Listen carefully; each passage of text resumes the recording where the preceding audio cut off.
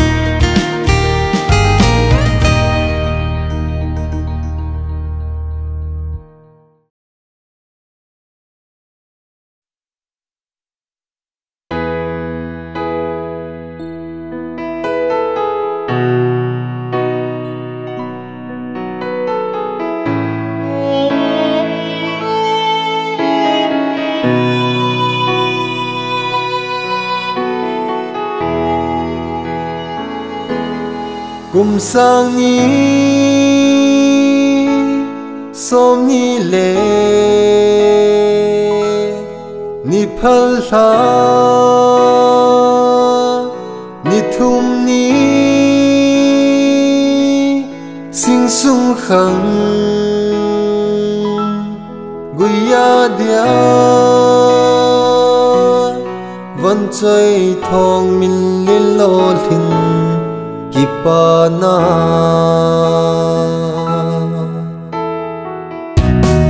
lo giang thăng hen tu ni hin chung mang bát thi mi ngày lu lệ khut tu na hát thấy na ho cắt chân ra lưng cắt rồi chung mang qua cắt thăng nghe chung mang qua cắt rồi lâu vì na thăng vợ na cắt bê kipa lo tin na ebe kapaka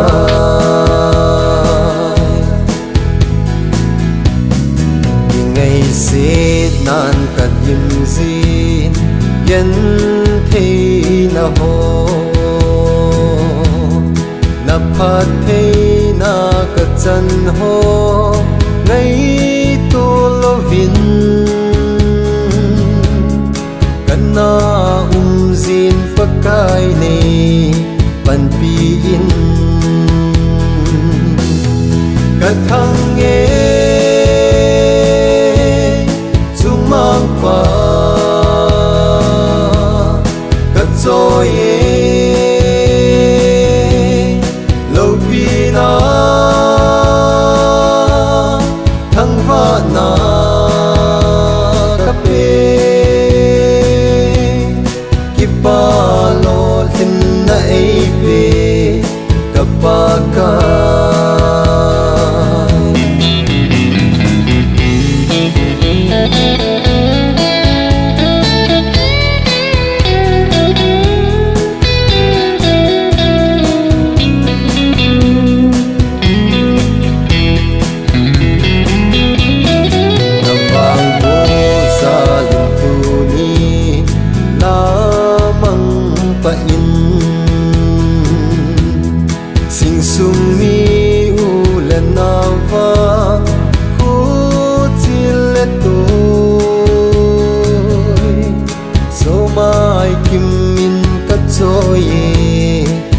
mang qua cái thang nghe chung mang qua cái trôi lâu pi na thăng vợ na cái pe kipa lo tin na ebe kapaka kipa lo tin na ebe kapaka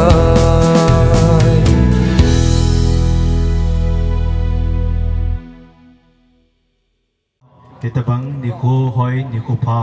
ebe wa hat sung nong pen pathin thang wa na ka hin pin tuni ni khu hung ki khom so piu la naw nu le pa te zo se na bon chao chunga ka ki pa na ka hin phonge tuni ni khu ki man cha na diu program de ho amasa penin highlight hin bolinge Felicitation and Blessing Program of Lieutenant Thongminlien Kuki Hongsai on 3rd November 2022. Time 11 a.m. Akitin hizong le 20 minutes ho neu khat achitan akho puin place Saizang Village Kangpopi District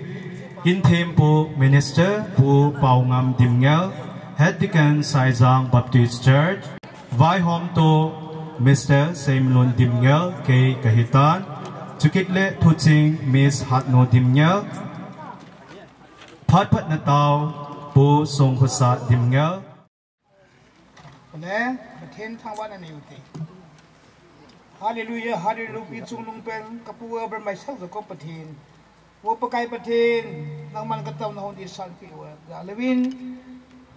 le kha ki ji han lang kam chunga ki se na tunin ni kho ki ti hin ni ko pha nei mu sa wa tu prem amun la nei pui dhung ta je mas penin nang ma ka thang bo man hei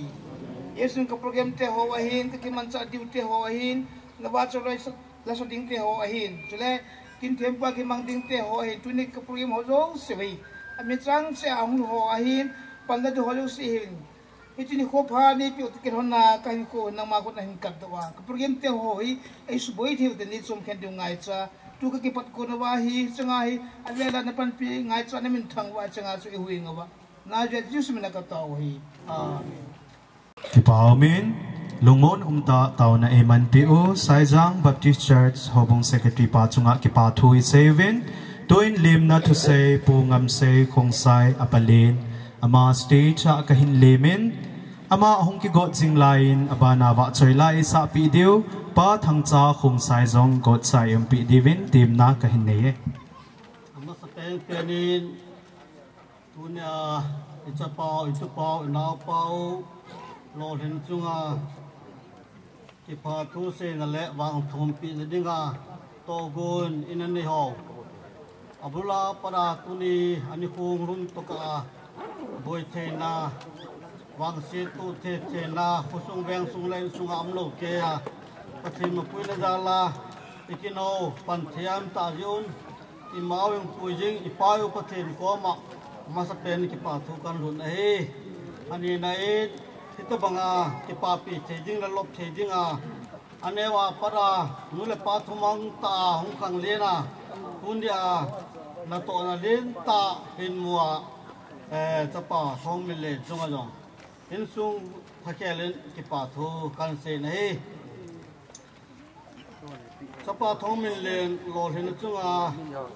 ki pa na le wang thum pi na kin go na hung la nai le gam la kun zaum ta gam su lam kai hong su lam kai hau so ho bung lam kai ho pila pute nule pate loi la gol te tule cha te na bon chawin in sung mi thakelin ki pa ta in jana to kan le mo ve ti in le no thu kan hi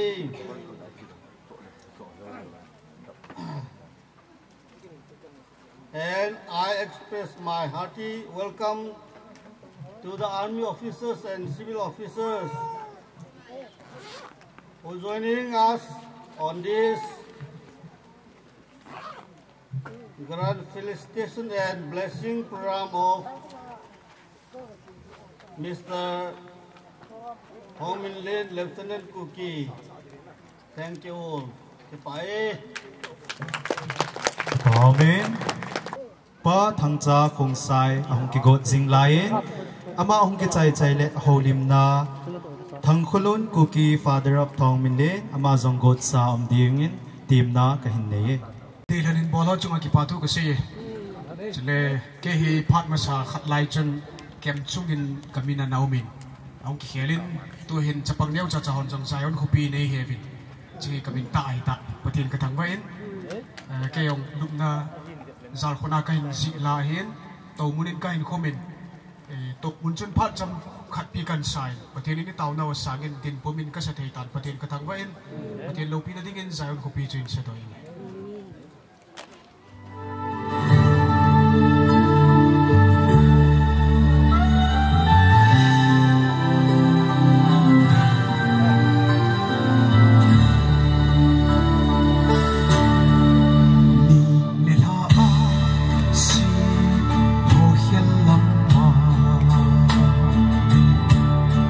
Jerusalem, ta hopi rumsu.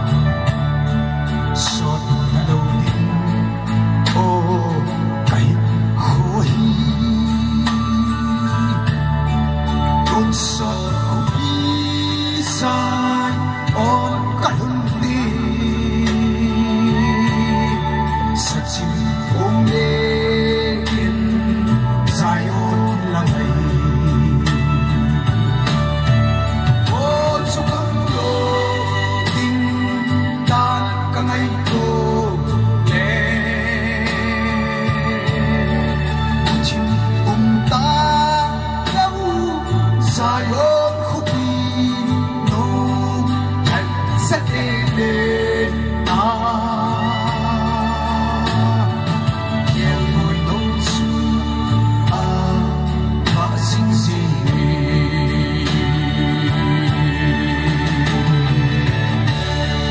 amen. Gắn thầy thủ giống lên mình xin ta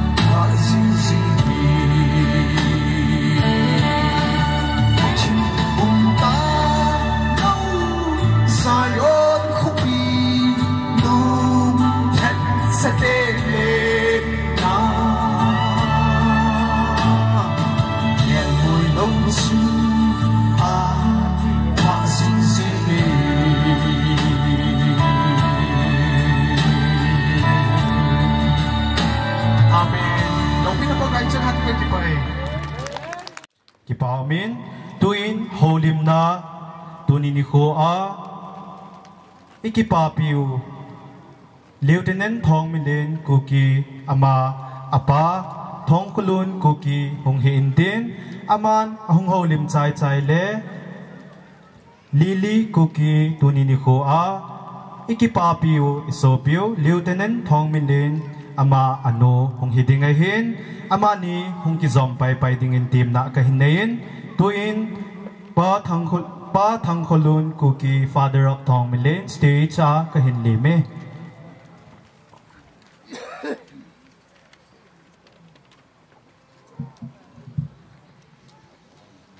Kipaumin amasepenin tuna ngai luta engki kopi ulanau ilepu mabon sabin macung sewa kipatu kan saya Yesu Kevin tunia ecapau itu pau iso pipau Thongminlien ama lolhinna program apaneo pa ngampau kongsai amain ango nei bichahi hong ke thopi adin kanaute ni ahin chole chate ni thang chale aupa lamse chole ansumi te ojo si chunga abel belin amo chunga ki pathu kan seyin pathenin anatho phatna chunguba abelin pathei bu hanti dunia ichi ungonga kanaupa insumi te pathei kan bu e ani na chapau hi class 5 ma military entrance test passing class 6 military school Simla class 12 to kain chiyawin graduate Delhi University BSc chiyawa return si NDA jong aji doing CDS benga ji doing NDA bekat first timer total begup continue aji don aji chu aji do ajong chu kele anun ke pi on pon NDA jong chu anun an son lo hin class 12 aji do hin ke chelaya chu on service a kom la la hin ain la tu chunga achi ding yang chun ke le anun ke pon jinga chi ding le tu na ke ba mon e cha jong hi au te ni alen peu ka chanu roji le aloi pa in ticket an thim ka pi hona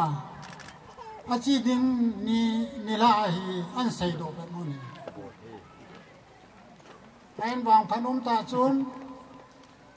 ama hong lo thingin anu wang ina de lo hi ayi chu ipiam ti le nang jong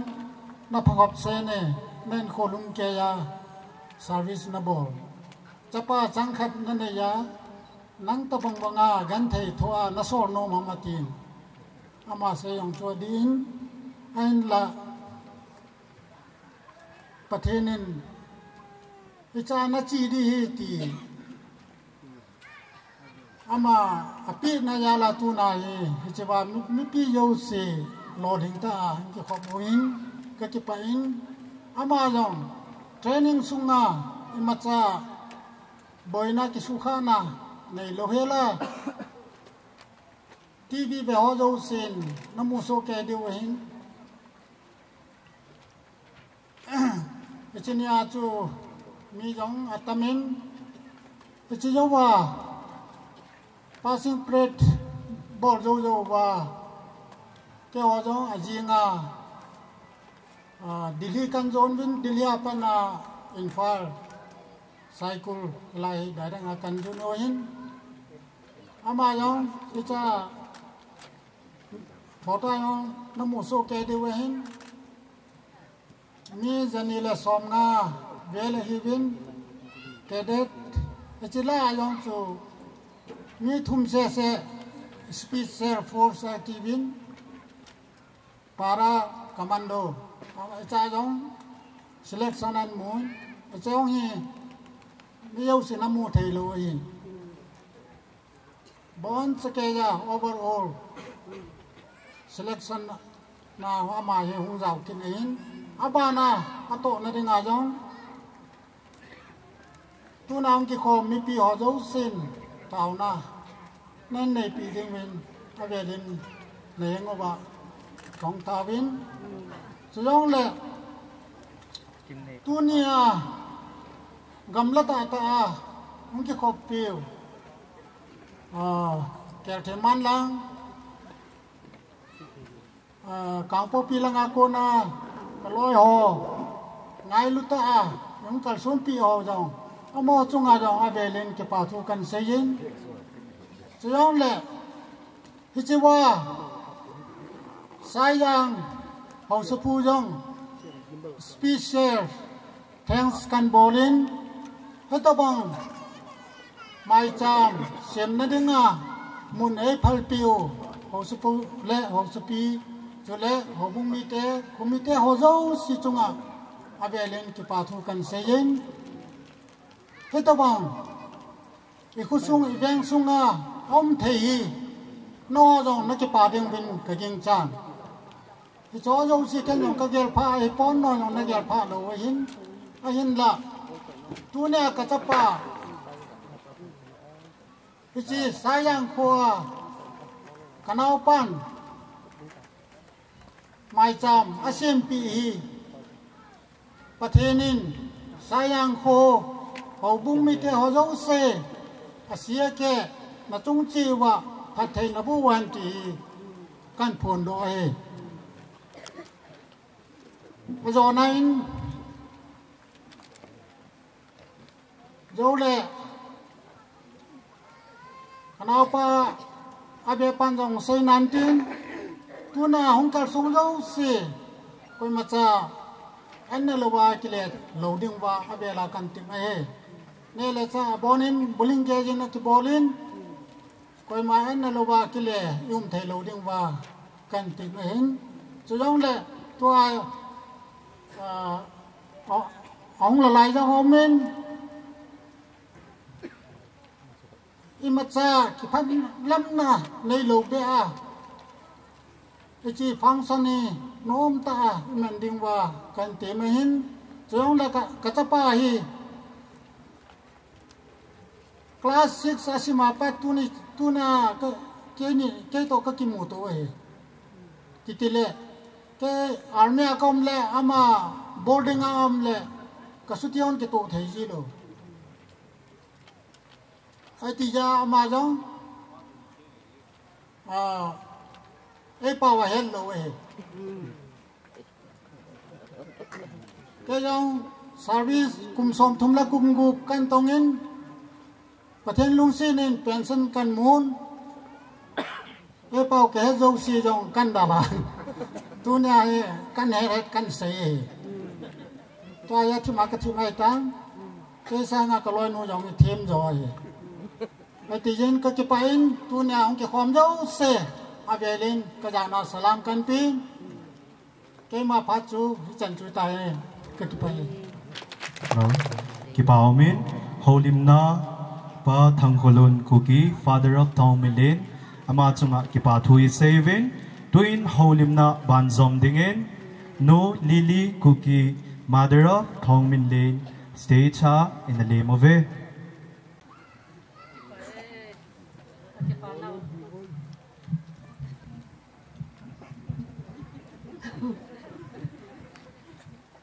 Kakipana wa nabong tawtuna salam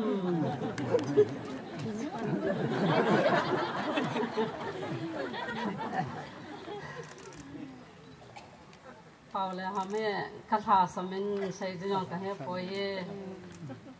jong la isa pao ina pao chung changa nabon chawan ni wa nam ha pi je ka ki pa ba ne la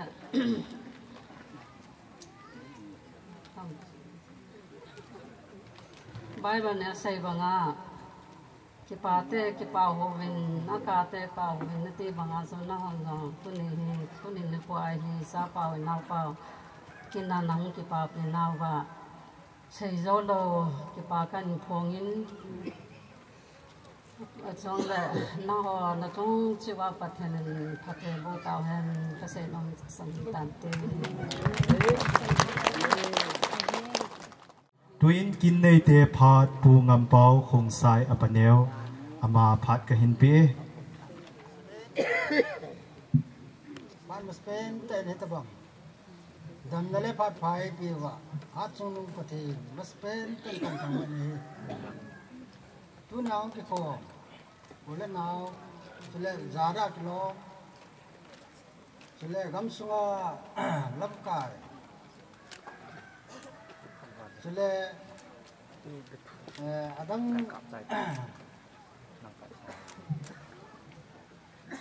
ông kia họ vipi họ yêu si na bon cha chung min ave lên zana kan pi ne he tu ni hin ma sa pe na mi pi ko ma kan se nong pen che ke hi kan sung wa ding a chu neu jo pen kai neu jo pen kai na ba na he chapa Thongminlien ni pha jo chan chu pha yo yong le pathenin hitabanga chan api achunga hitabang thilpha api ho hi ka gel le tunin ko a hi so bi ole naw chang to pathin henga ke pa thu sia thangwa khom chu thupi ta ka gel hi je hin ông kia khom để nào cho nên gel khom cái gì tu nên cô hin kim le phát tế hồi lò hình tận ít chỉ thế này là bốn cho chúng các cái bạn này anh ấy là hết chỉ kiến hi upali tulang bol thế hin cho nên các khu cho nên bốc hin cà mu hin lại tên yang số bol thế này yang lệ apa ni okey man akim te hoy ka gun ta jin thili ja ka ho ya ki tu thi ta pun ya he tu ni ko ai lai mun na kan ngai tu a jam ta ho sapo hin sila ngai lu kum ta bung lam ka ho hin ama hon ni ta bong kim te ho hi bo theina alo ale xây thế nó phát tế họ hi ít bị thì gì mình hậu sập vô hen cho nên hậu cũng làm phải cho bảo cho cần xây kín này thì chỉ bán nó chun mà trái ông lệ ngày lúc thiếu phi hi thằng con cần bỏ nó mua bên in sung mi tèn cầm áo tên thì chúng không đó nên tên cho tên cho chúng mình thiếu phi họ số hình pi vinh cái tên thiếu pi hi tam pi udah nào nó bốn sao hồ thế hiện anh là cái hồ cho bốn cái hồ không không chịu ngay lúc ta những sản pi vinh tìm nó cái này mas penin pu pangan dengan dunia minister ai penting alang din dok pilopante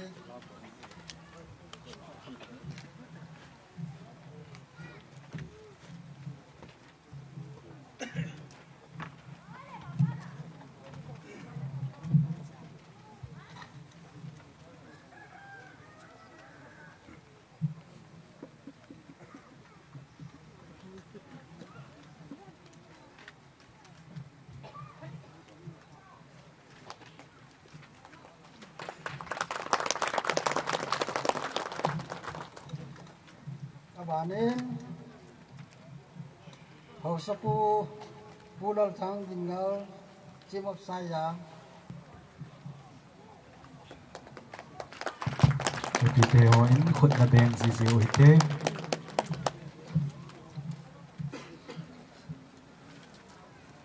atum chana MC Grace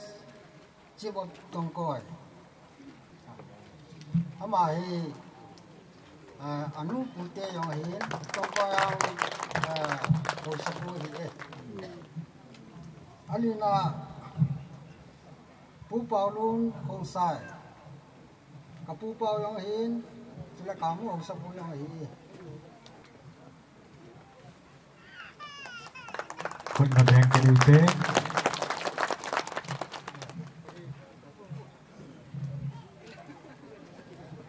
amen abana hin pu pau kam hong sai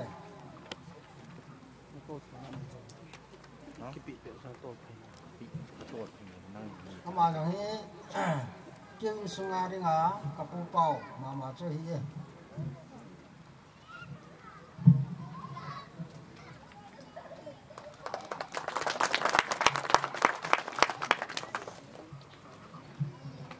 awanin pu chung let hau kip ama hi kapa pu teo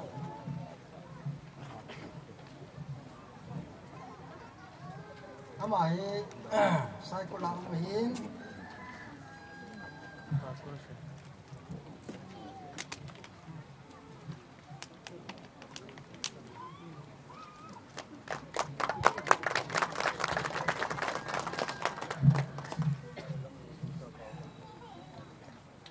banin dunia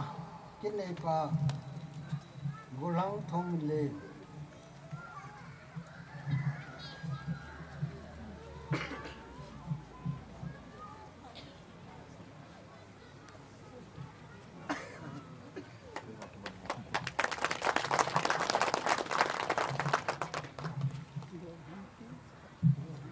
abanin apa pa Thongminlien Kuki ini pa apa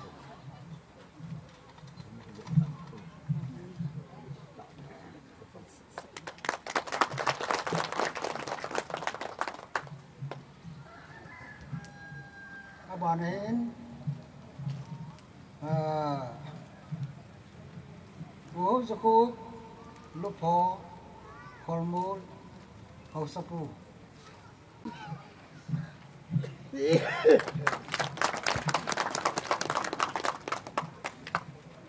wo humi kapate kanute khanga amo insulten ni ngai luta zolagola anu pe ai ji tunim jong kan gel do ki ne aba nahin kan sung wa dinga tunim ko kau pau yang plom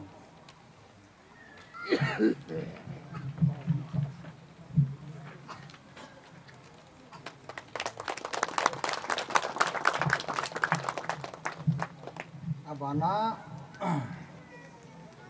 pa thang pau khung sai ni upa amai kêu cô xuống đi nga câu có tiền rồi hi bạn nên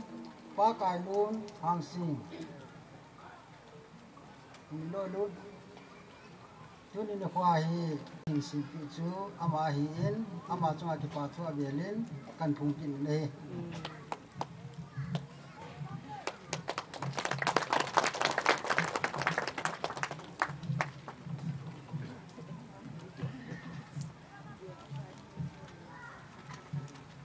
next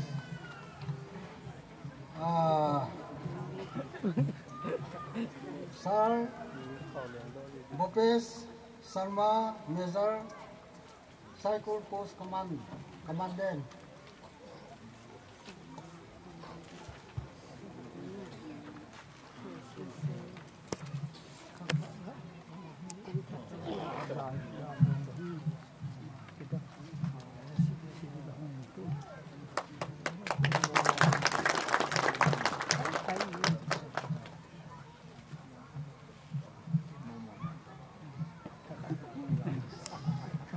chỉ cho nên trong một ngày một tiếng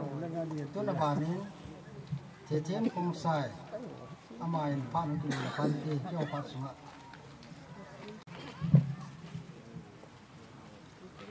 phan mà sẽ bên tay in phan thiên cái thằng vậy nên tôi bằng phan đấu phi ta itu sẽ là vô dụng đại cái ông lo nghe là iman thấy gì bên mà sẽ bên tay in phan thiên thằng vợ này cái bên mà sẽ bên này cho nên đi quaที่ขบเนินปีเป็นที่เลยจะเป่าท้องเป็นเหลี่ยมแต่บางอาฮีมีปีอินโกของฮีก็กี่ปานะมาช่วงเราผมกินนะฮีอินซุงมีกี่หัวอินจงกี่ปาปีโซเกวีอดีตเซนินตัวนี้นี่ขวาให้แต่บางกินโลปีแต่มันทีนะเขาฮีจะป่าวันทอนนะเราเลยบุญซุนนะอันนี้จ้าตรงไงตาเลขาเขาให้ตาอันสิมาประเทศลุงศิษย์น่าจะได้ตบังนาโตเขาให้อมุทัยฮิติฮิอามาเฮงอาจงอาเบลินก็เก็บปานักให้ผมกินนะฮิจุเลมาบ้านเห็นเขาอาจงประเทศสุมิลโลเฮล่าประเทศกินง่ายเห็นเขาเนี่ยจุเลมาล้ำเห็นเขาอาจงประเทศนี้อันมาพูดในดิ่งมีปีของเขาสิมีปีหัวเจ้าเสียอุลนาวแต่หัวเจ้าเสียนาวประเทศที่งะทุ่มปีนั่นเองที่เกษตรโนมินที่อันนี้เอาเป็นก็หินปาเตลอาจงอันนี้เอาเป็นก็อีกลอยปาจปาเตลอาจงอันนี้เอาเป็นหินอามาตะหิจงเลยque họ in sung mi que họ dùng cái bảo bì về thì cái phong độ in chỉ là cậu thằng lúc sẽ tại hồng đình độ họ hi dùng đấy không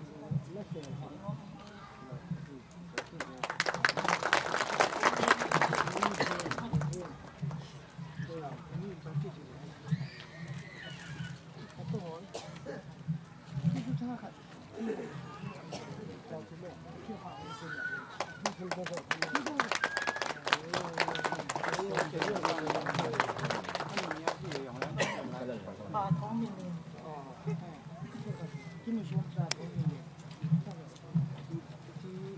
mà hi pon sil pi dam ka ti le mi ka ma te ding han ai ka le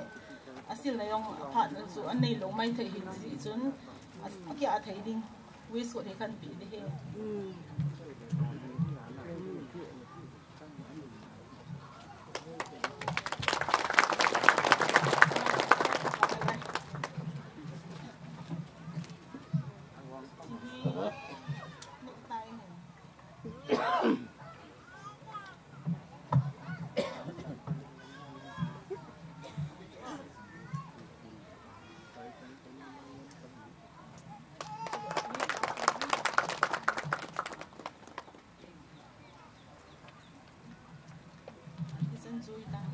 Baza la til pi neo za kan bo de san chu hin tin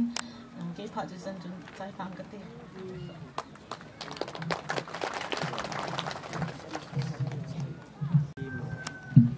Hello. Masapenin hitabang phat pha APwa masapenin patin thawan man na chiting le tunia kaudia loma ko chiting le VIP ahin chiting le house po hin chiting le nidol dangdol ai lawan le insunga pate ho ni chiting le miti ho ni hivin chiting le kusunga house po ahin chiting le wasar po pawam dinga la bon sungwin kazana salam kan piwe tuni ni ku hin ka seinum khat hi kanau Thongminlien hi ki ho khangbuya se ding chun min pu khat ka hi u thong paw hin chiting le ke ka hin Thongminlien hin Thongminlen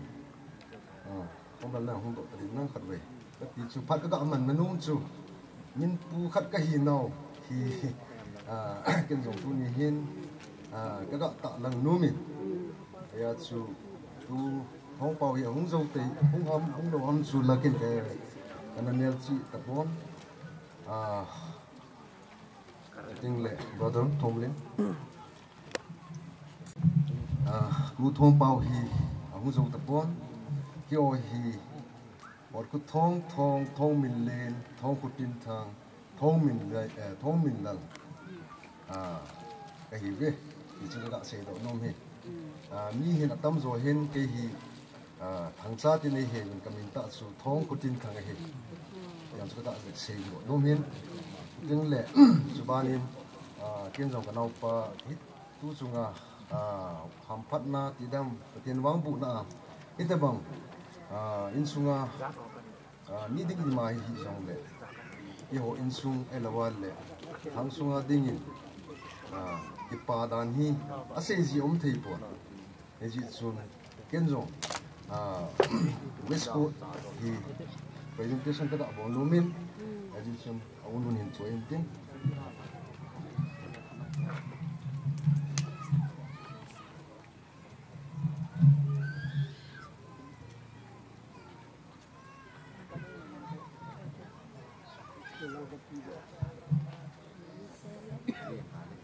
Pipite hoin khut na den ite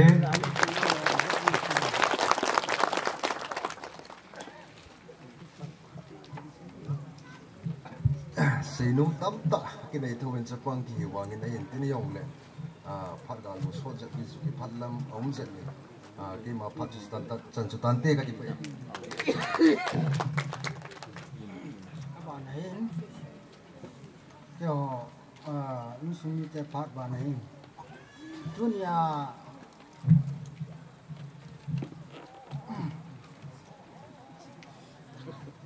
phát cái cái thùng gì ứng dụng như cái ứng dụng như phát ứng dụng neo khát cái ông cái xây nô min mas pe na hết bằng phát phá cái mù thể diễn bát thiên cái thằng vén chú ba nên neo khát cái xây nô min dunia belaya kin ini pe pau sapa Thongminlien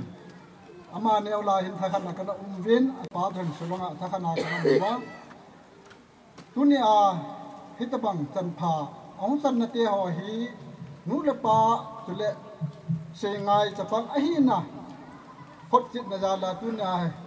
ki pa na te ho e hu tiu heti hi ama jalin pathin ka thangwa kin ni he he je chun ken long tu chun sumi ten west coast long hai na piwin nang long hai piwin ahin la sipai sunga hi teng le eho nampun ai lo wal eho pun si le ki avelu alienin aki ger sang ma en he chun mun danga mun dak la e lo le ki hoi la he yong le he ti chun anaki ngai sang ji in phang son tung he yong le he chun ken tunya lo lin na chu le ki pa na ja la cha pa Thongminlien ama ki pa na ja pa hi na khanin ken yong e gel do jin he lo le pathian phathi abuna ken yong hitabang kinte ho kamu the ji a ken yong ma he ki pa manin pun sil khala sil benge ti chu phatam khan kila he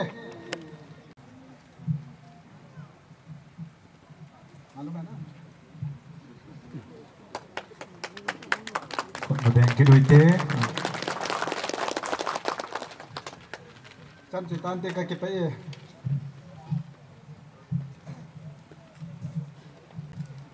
amen aba nei dunia ba chole seringa ki ko ama hon ngai lu ta ang ji bin khanna pa thang cha khong sai ni na nu yoi si hopi ama ni so ki pa thu ka sin ni so mi ten ki pa thimpi ne khol khat nan gun ki wen ama sa penin pa thang cha khong sai ama nu la ki le pante ama baro hin tin chban chen nu yoi si ama nu la ki hanu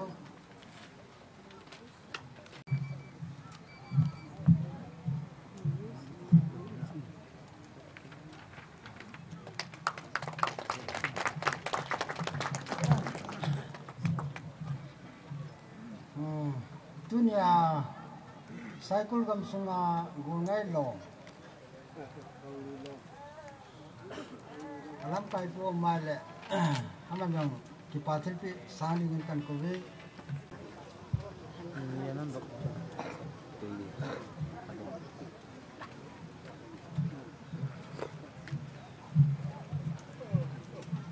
dunia bichikin na compare ai pen pio golang se minun chile nunga hat nu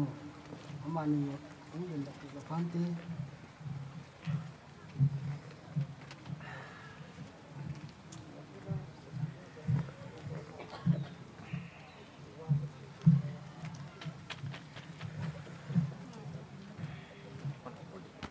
abana thilpi ho yang kan hel chok lu lu ji ngin nan het thim ding me in tin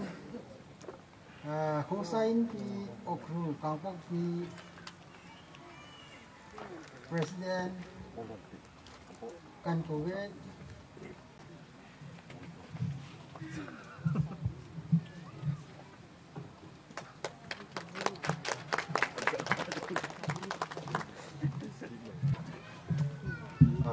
nang ai thêm lang in sumi phat ya cho hitai bui nang nga kan la din tin masang je ma cho radio station a gang te ho program 30 minutes ape go le kan wi ka wa ki chai di tai te phat program a chang po win eyong na masang gang to ta ka bang ta po win ki man sa dan ka khang to the ta win ele tu nya he ki ho in sumi ten jong la ya kanau pa ti dam ipi ka sa dam ka he lo lai ken tu chang ya he ai pi le het nom la kapu pa ana ki do tan tin ki ho introduction phat on pon tin tu hin kanu te ho ka u te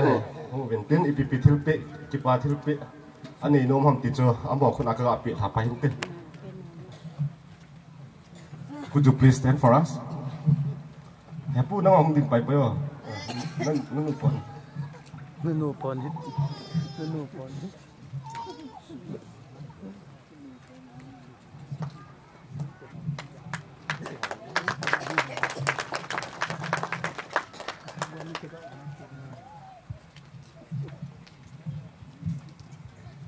abanin tunin kwa lai muna hukal sunga General Headquarter Kongsai President Ales Kongsai amang tilpi kanay numuwin sumite nusit in stage langa inkal doki wala inkan kowe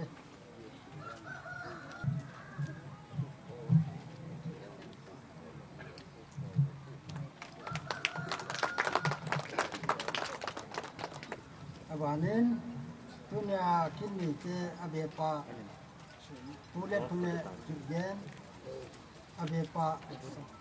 ndok yu lagi pa mungkin te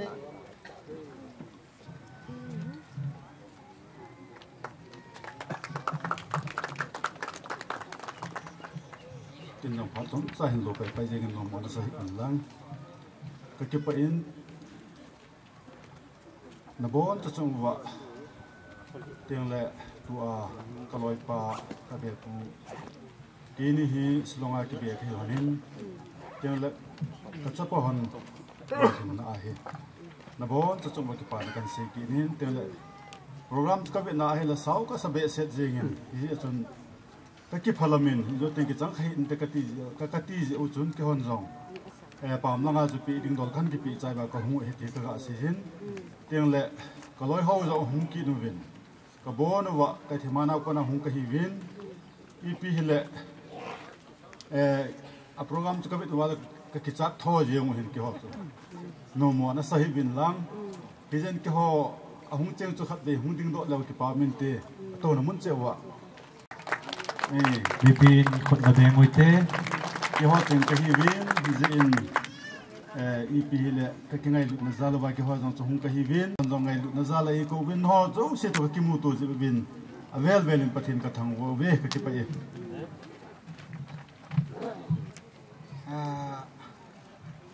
tu tua kan suwa dinga ta pin apa te ho am ta puin kan te ho yo am ta puin tuin kat se a hingin ama chu kanu khule kanu ne wa hin ama hi ang thei ta puin ji chun ama hi pangam yangin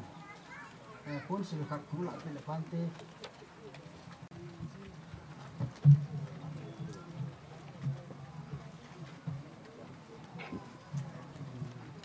khut na beng ki do hite banen tunya kin nei pa apinu tongkoya ama ding do a the do yin atu pa ngai lu jai tu na hong kal so hin jai chat ba ba the ta lo hin ji hin mi ti te no ama pa nei ngai kha mu tin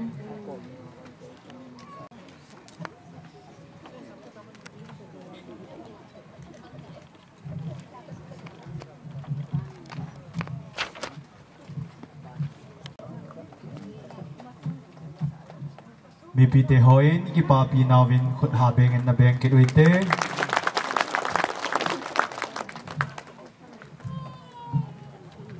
in sumi te hon kan gun no chu he chan chin kin abana dunia hi ka ki gun no hi am la lulin ji chum tu chan ge hin alo ni te ja puin yam ta bana pha kan nei kin wa yong la ni pi te hon ne chin di khang ta ki pao min kin nei te phat sunga hum ki mang cha il sung mi te ho zo se chunga ki pa thui se win tuin abanin mai cham lui do na pi thing kim khong sai anu neo ama stay cha ka hin ko win ama hum ki chai chai le wa choi la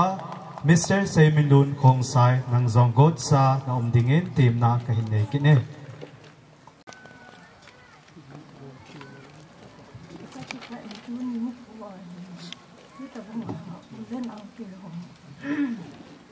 ni za ti kon ding ang ka dian no ka lo yo yo ma hu si be ka u loi ke ho sa hu ka tin no si na sa u ko ma sa ka lo ni si Hãy subscribe cho kênh Ghiền Mì Gõ để không bỏ lỡ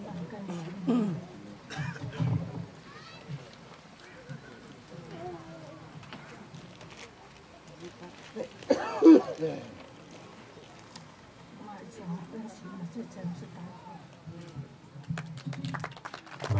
mai cham lui do na pi thing kim khong sai anu neo hin tuin wa choila Mr. Minlen khong sai aman la hin sa sunga hi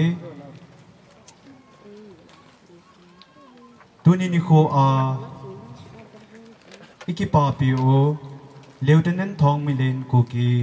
amale anu le pa jong chilai muna hi ding dingin dei sa ahen tua la hongke sading a hi le tuni ni kho a kin nei pi pau Lieutenant Thongminlien Kuki khong sai ama chungchanga kisim la hi zen chilaya hi din pi diwin tim na ka hin nein tuin wa choila esa pi diu Mr. Minlen khong sai ama anali mo hite bipite hoin ama ilim now vet sa nei ni khut on na beng kho mote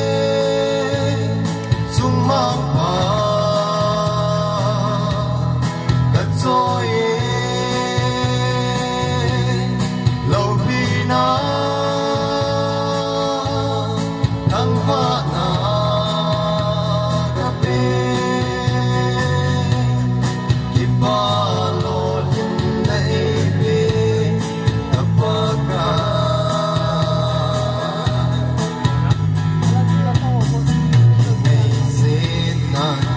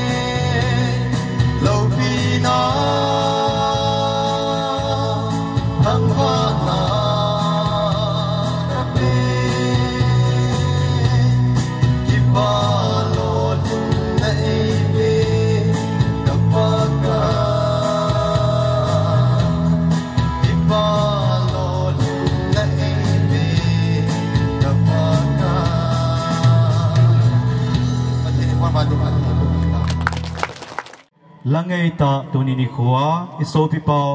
Thongminlien Kuki ama alol hin chunga pathin thangwa na la kipapi na la ehin sa pi uwa semilun khongsai ama chunga kipa thui seven tua hi kin thempu pu paungam dimngel head deacon Saizang Baptist Church ama phat kahin pe ni ko adinga dam nei pia mo pun dola mun la janga in thei dai ko ya pa pathin thangwa na kain pi ma sa na hi ni ko a ki man cha na yo se hi sung mi te de dan da na ki man diu sai ye nge ai chu len len to la kin bol jong le ha in sung program ka hi ye sun kiwai hom kiwai sa ho hi in nei te de dan dan su apha ho ya la yeng lo wai le tunia hi keong tabang kin adinga hi reverend pastor ordination minister thei ding tam ta omi yong la tuni ni kho hin sung mi te de sa da ya la su amun ho bung hi na administration lam takisaya su mo pun do ra chu in de sau le le ki pang choi in kita bang pakai thau nu tha ho mo pu na ta sun tham chat sa gi khit na yong hi aumin yong le pi len sung mi te hon sung mai cham in sung kinai ja ade dan wa sim pau hi a pha hi ta chu kinai yeng choi in su phat masa neu khat yam masa ga se hin tin jo ti yong le pangam ki go dan hong su tao nó ding đàn lòng su in sung mi tiền ở đây đúng như anh trả điều hi thì trang su mòn ở đây system su tao nên mình điều chung thâu in tin ye sun in thêm bu cái tỷ lệ chỉ lại chân cái su itiam đi đang họ bol giống kilo lâu nó không may thì in tin dòng lại lại su hết thêm cái điều in sung mi tiền để đàn hết tỷ su là điều vào dòng cái gì nó mới hin tôi nên tỷ lệ thiên thua trong sai luôn mà sang viên kipa thu le thunang dang them kat kan sei nomin ai chu amun hobung nga agi na takin han sun dunia kin leite chungchang yong ta sei nomin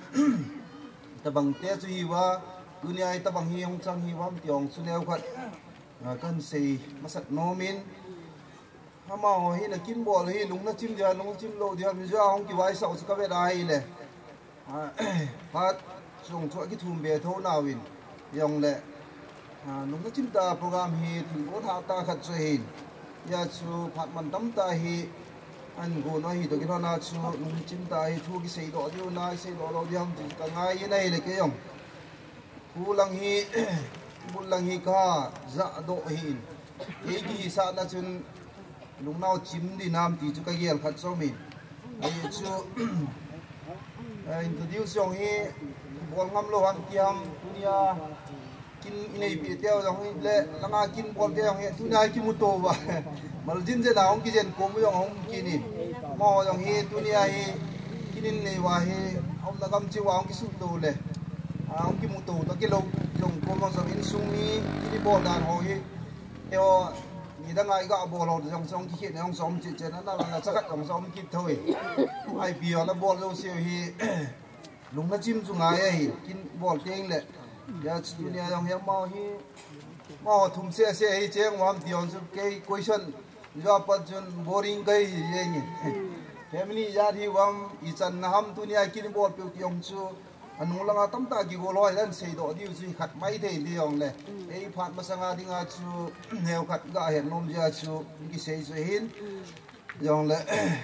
chu ke lung thi ma om khat chu hin tin i le tunia ta bang kin bol na dinga kusung hausa wai hom ten sumi te na phat sa pi na wa hin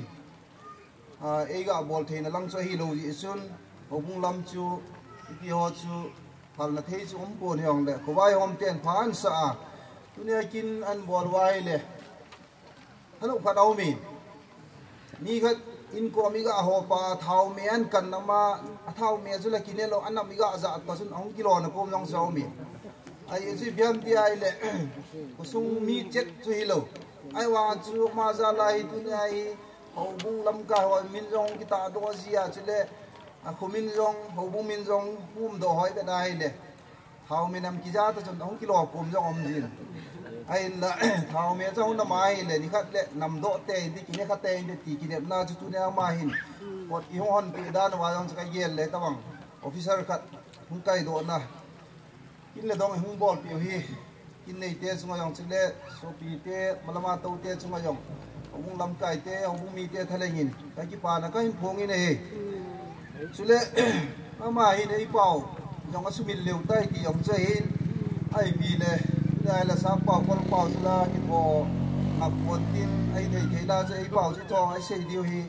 nó là nó translate là cái bộ điều mấy nghìn tin chile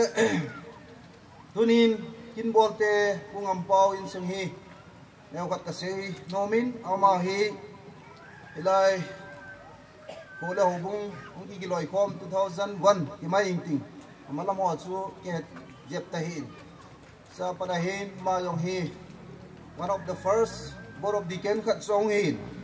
ma yong hi holama mo ko na ni khat masa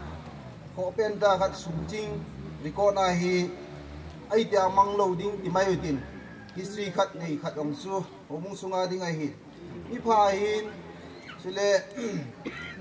tunin rong aphat noi tham sat example hat ga sei nom chi bam ti le apha in kong to li hai nei ama hi kum khar omung assembly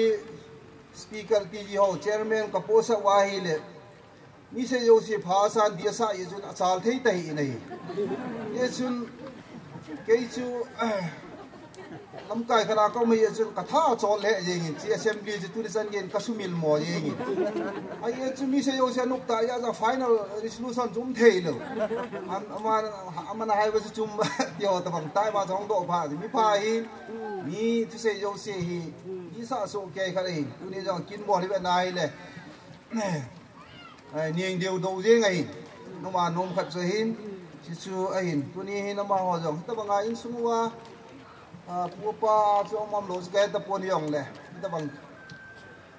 officer len khat ong kai do the na ho hi patinin le ka simpa se yong pon tin nu pa ain sungu phat the bu naw khat jong hi ding ai sipai cha tam ta mi do pon tunin sipai cha tam ta hi sap yong su kai lo yong dim se tho in tin kai sum tho in tin yong tunia thinong mo hi history day nung langai something behind it you ni pau asia la nung lama hi neo khat patin phat thei pu thei na khat chu anong day tunin ning ka chu ke hi yong le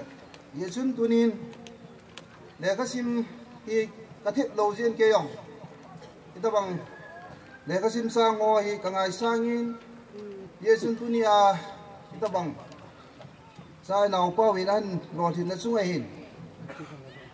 kian zong thil neo khat pon ka sil pe nomin ka gi pai ai chu golwa golha gi to hi apolo zo hi lo wangin christian customary ta bang khare hi i zo na khare chu kilom no chun kitchen no yang ka ngai sang be set pon i ta bang service ho ai le ka la niu sia chan lo thil khat in bol do ji ho hi ka yel sa yin ji sun tu ni jong lam kai khat hi na in ka ho bum mi te ho chunga jong hung chu ding ka de yin chila ma chunga tu ni om hi oi lo wa yin tin tu ga lu ma sa wi ma yong hi un sil kat lam kai hi na in ka ki pa pi na hi ka le sa no min ye chun khunung yong le pathin phat thei bo in tin kin yaw zakat chu ka re yen no min hi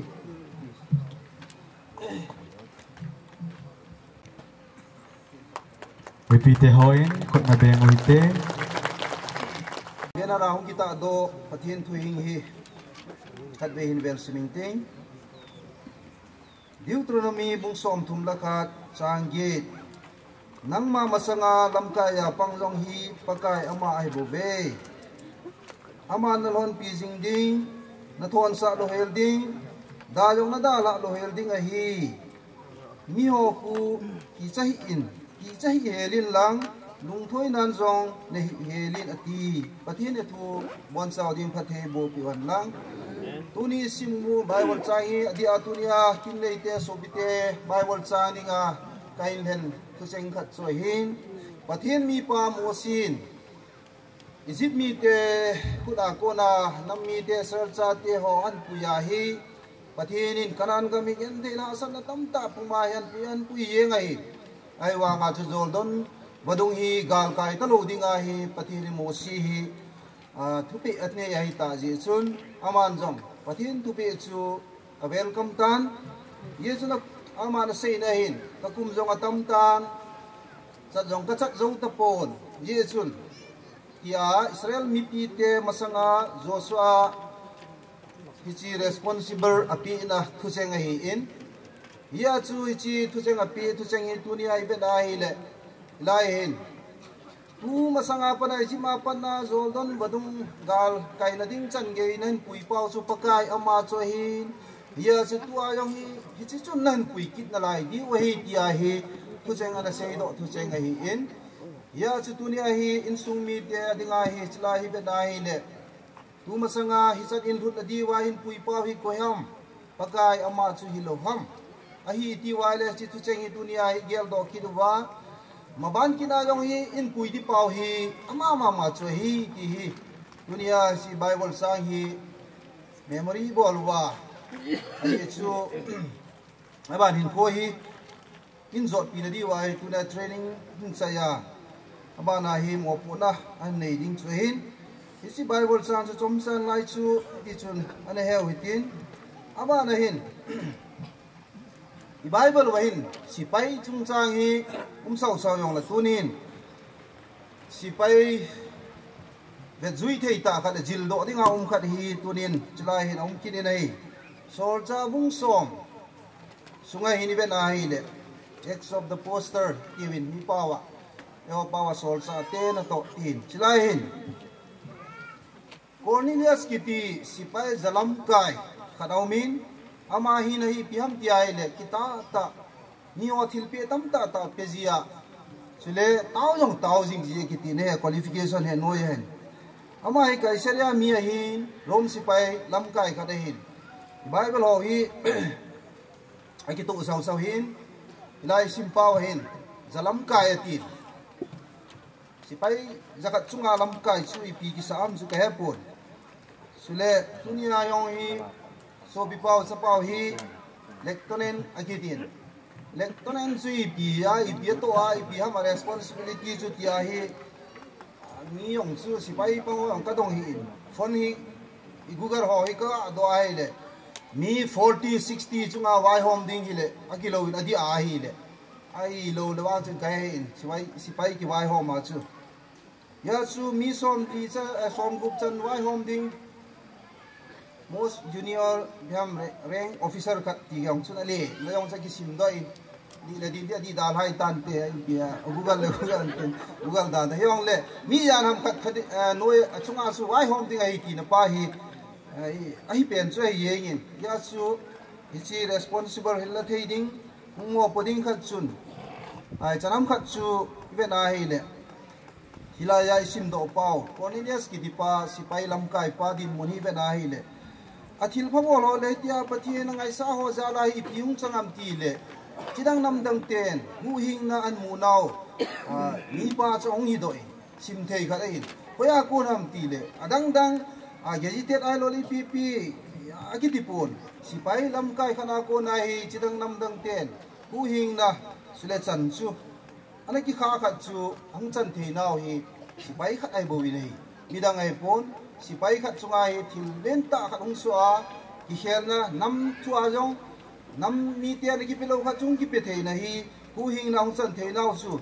cha Cornelius ki tipa hi yon tunia kala kom le ya se lo sipai ho a hi ji bi nei ya tunia hi ve nai le chila ya sipai jalam kai pa ko na hi hu hing na wan gam ru la ding ko hi hungom thei khat chui koi dang ai pon sipai ai bu nei ya dunia hi sipai khatin abol thei hi pathina ding in atong chom pon asau mo chom pon an sam mo chom poi tiong ge loi tin ho na tong ai lo le pi ham chom chi ho cha chom be ben yer na ji yong la dunia yong in sung mi te ho sipai te pa yong sipai hi an se ong ho lim na them khat za na chun cha ta ki mo to le le wa sipai na tong apa u ki su mil le di cha da yong sipai te hi bi isan gia chu hungum a hi bi ya chu tunia yong hi sipai te in sunga hi piung suam ti ai le raya hin sim la wa hin kidang ong so in pathin phathe bo win bu hing la kot hon na in hong pangin pathil bol ho a qualification ju biam ti le ni thil pe tam ta ta pi wa hi a pi ke wo lo wen taw yong taw ji wa hi pathina nga itia chu athil pe yong chu tam ta ta ti na lai ya dunia hi sipai khat hi pathina nga dinga hi aneu cho ma ki pon pathina dinga hi ki bang che hi bi yesun dunia hi islai bible sang hi sipai te en sung dinga beton theita si sipai zalam kai sipai lam kai khat hi dunia no lam kai khat ni we hi hi chai pakai pan luwa hi le ni janam khat jai se yo komani bol na wa hi fela e ho jong i ma gi lo the hi ki ho hi tam ti ta na la hi in tunin islaya pathina dinga kitupa hin ko hi tunin bible sang ina simsa sang tunin kin ki bol na hin ki sei yin ki de ki hin anala witin ilisun dunia hi somcha a pakai ama chun tuni ge hin ku yo hin in pui ki ting pau ama hi ti yong sumil po ti chule hi na wa ko na pathin nai to diu i bol mo om poi ti yong dunia i vet ton diwa chai sei khom wen tin pathin ni sei do na ho tu bon sa wa ding in chule in sumi tia ding di in pathe bo ta hin kai ki pai tua hi thangwa na la homung la number li vo pathin chung nung pen isa diwe hin hichina dinga hi la sa mi pi la sa khom na elam kai diwa tuni ni khuwa invited artist ho timna ka hin nei masain chukit le hichi la hong ki sa sunga hi tuni ni khuwa iso pi pau Thongminlien Kuki ama ki pa pia hungzo se mai cham sim nom ho dinga asus hoin ahin don thodi wa hin mi pi chi le wa le la sa pe na boi di ji a chu chi jong chu ka hin he sa kinin chukit le tuni ni khu a holam kai pastor reverend chilai kina dinga i ki ko au ma hi le mi tam pi jong a ki ko win holam kai ho am ho jong chu chilang stay cha hi i hung din do pi wa kin them pu to chila isa chai chai wa mi pi taw ting le hin sopi Thongminlien Kuki amadinga hi taw khom na ding a hi zin holam kai ho jong amasanga ihung do pi divin timna ka hin nein ina sayu ma bangin mi pi zo se khatve an ding khomutin thangwa na la hobung la number li vo pathin chungnung pen ana sa khomuite mi pi te ho in het thim divin program anung langa chun akitanin ibon chawa ivet jeng theu hin dei sa banga tuni ni khoa invited artist ho la elam kai pi divin chilang stage langa kahin leme pathin chungnung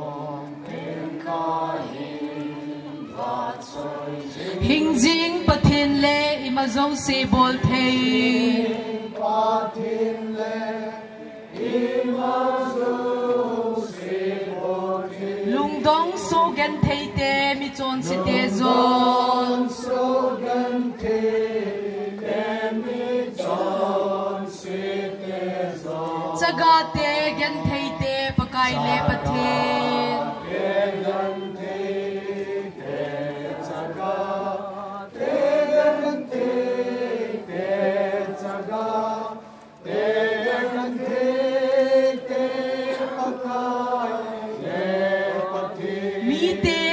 sang jing pathin na hi ji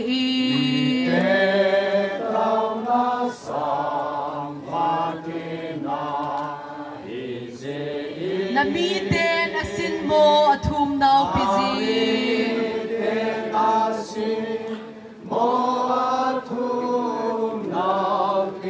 na cha te kali ham na ngai hi jinge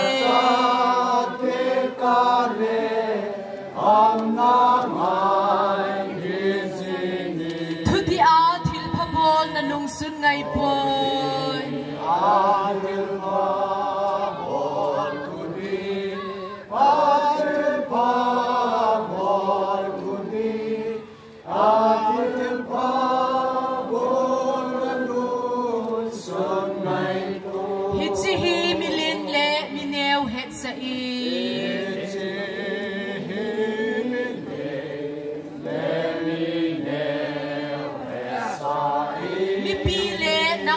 thu đầu dinh hồ hi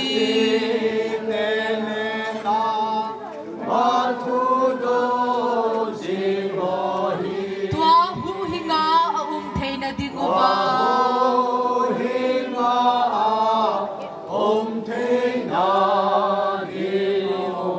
ipi ka ti diu ham tiu hen lang amen ka ti diu ham ipi ka ti diu ham ipi ka ti diu ham tiu han lang amen nam tin thima kon so agon ki pa he nam tin thima kon so agon ki pa he chung nung pe na pathin lo pi na hi he chung pe na pa thin lo pi na hi he le chunga ki pa te chunga cham leng he chunga ki pa te chunga cham leng he hosana sa Minlen sao he hosana hosana hosana hosana hosana hosana sa Minlen sao BP Hozo si na tao komatin ipon mga banguwa Reverend Pastor akong kalsong stage langa yung do pidivin team na kahinin. I also request Brother Thongminlien to step forward for the blessing prayer. Kay kin tempo in tao chay na hinay video he. Bon chan tao na namang khom sa yung witin iman chay yung puntang kuti.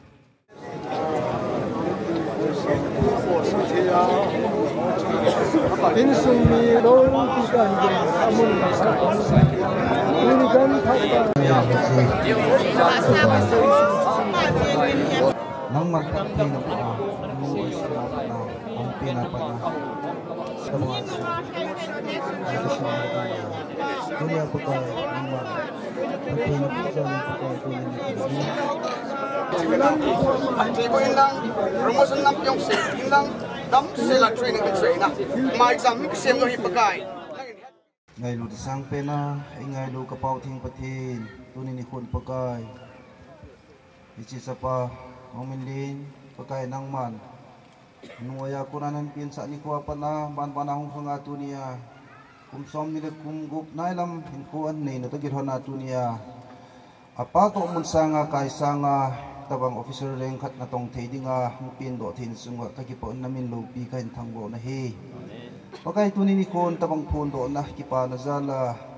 kinung ki bol na hin in sumi ten han bol na wa phun do thia hum na sunga hin tunin angai lu la chule kho sa ai lo la gel kho zo si tunin chulai hol mo na hin ong kal songon pakai tunin nang ma ko na thil hi aban zo thei na lai hi ti ta san na le thil pi thei pa nang ma na hi jin tunin so piula naw hi zan hin pakai ama dingin ang taw naw hian lang sila pakai tunia nang ma mina mo pul ha cha na tonga pang ho cheng si hung taw na hi jong la pakai tunin si naw hi mabana mo pu na ho zo si hi ki zum so nam lo wa pakai bo thing tong pe dingin nangin tunin mai cham hi phat thei bo dingin na kom ka taw na hi tunia in sumi ten mai cham tin tuan bo rian lang chule hong ki khom so piula naw ten mai cham tin to ma dinga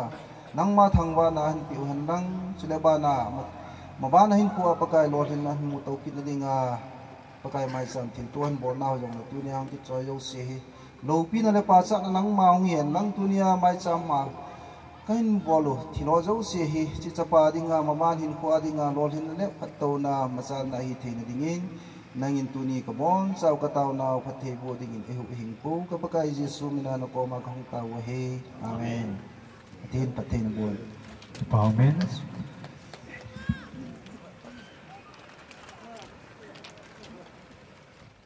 Thong khulun khong sai in sung mi pa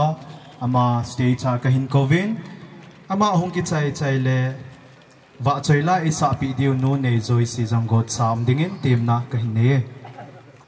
tuni khua program ki kum ho gol dai in sumo luwa ting le ulan naw jong chulai chan gi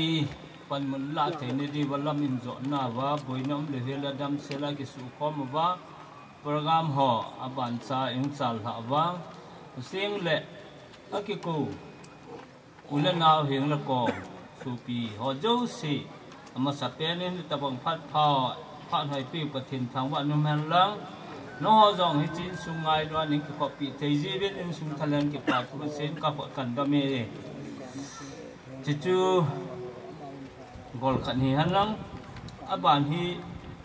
ke hi ka u te pathin lung se nin li ka chung hin thu sei thei ka cha te dinga pa ti ding ke dinga u ti ding hi li ka nei na la jin amo chu e ho banga lam sao hin zo na pan hin la lai pang thei ding din mun kum chu hi ta lu ji bin a hu zo ta po bin amo la a khang dong pen a chi yo pen na lai chu ke kai jin cha ten min pha bin cha ten yo min pha za len amo chu nga ki pa thu ka sein a teng le ka u te pan mun chu le khal jong ka hi pon amo ha sat ja ka u ten in ngen si a he tin lau tin ti chun thu tham khat in sung chu ro kan sei de hin tin kan sei na ding a hin agom cha cha kan sei ding kan chop khala adi a chi tu ni itu pau cha pau ina pau Thongminlien te an pha na dinga hi kapu te min chu chop khala kan bol den asum suma kan sei ding hin ka sei hilam no eng le ku gao pa gao ngai da min tin sting le ke nung ting le ke bana hi kabul pi pau kamu pa ka ho saw yang hi kabul piu ka u pau yang hi man long pha ne ne din pula pa hi la gao pu na the a sei do kham yang la manin su yang pin tin ken tham tun ka din mona kon ni mi pa hin a tham khat ka ga sei nom chu keu hi pulun ke ma ko na apa ka hevin chila chu puhan lung a ko na he puhan lung bul pi hi kamu pan ge pun na mai pu dei khal ama pa na mong bung te pulung dei ti chu pu dei khal le pulung dei chu khanai tan abana suna pa hon chu kamu pa langa suna pa la chu ki ho hi hong pom ka hevin ke yu hi chi bul pi pa aku na kong ki khai la wa ka pu te ho min ka hian ho chu in sing ka ting ka pu ho ko na ku hin sing ka te pu ho ko ne hin ama akun chun pukun khat pukun thong angumin pukun thong chu pu hem phulamen ke puin pukun khat chu dunia kin bol pi te hin a ki pu hin ama hi kun khat kapu khat na pa chi sa hi win chila chu pukun khat na kun chun pu mangam pu pawle ne ke jang ka pa te hoi tan angumin amania kun chun ka ute ang hitan kham chu kapa mangam chun ka u ot khu Thongminlien tuna Thongminlien min lo pa chu ang hitan abanin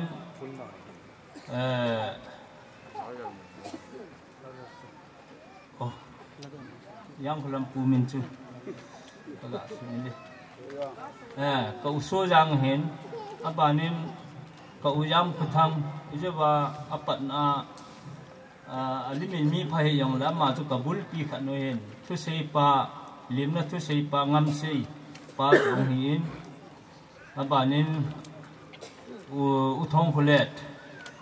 ang hin chi u chali chu hebin chi u chali la chu khat na pa wo thong cha tu te a tan a cha te chu thong cha te chu hele yo kabul pi walim nyau lim khat ni bul pi nian din sa la chu aneu je pa chu chi pukun khat khai ra hồ là chú bu hậu con khai ra là chú có bul pi hung hệ tai chỉ chun chỉ ổ thong chun chấp Bali này in alien pen chú ungam khulun hin abana ungam thanga hin abana uni ase abana thang khulun tuna Thongminlien pa hi abana tuna kin ibol pi pau ngam ku pau pa te lien he Thongminlien hin chi chu ke dinga ka chunga omyong le kham chi do la ka cha te ta wi Thongminlien hung kun na min pha do ne dinga tre chang chu ga se hi hanang ting le aban hi tunia pin nanga chun din muna ke se le amanong se nan neo zo hin neo zo hyong le pathian lung si na icha pau itu pau Thongminlien ipa na thei khat an bol do ji a chu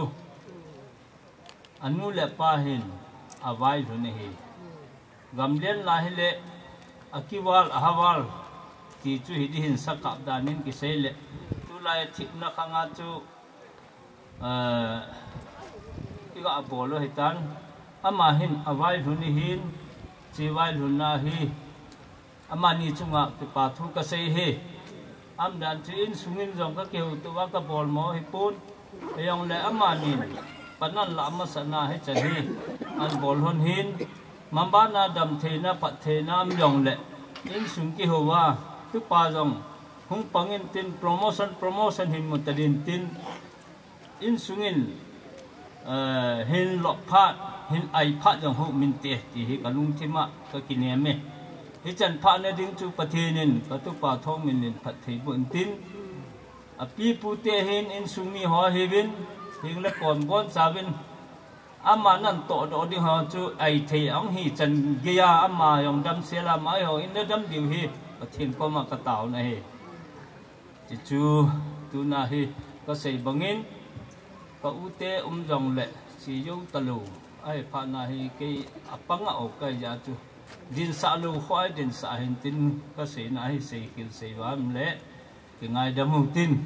tu nen Thongminlien nu le pa hin anu neu paneu hin adin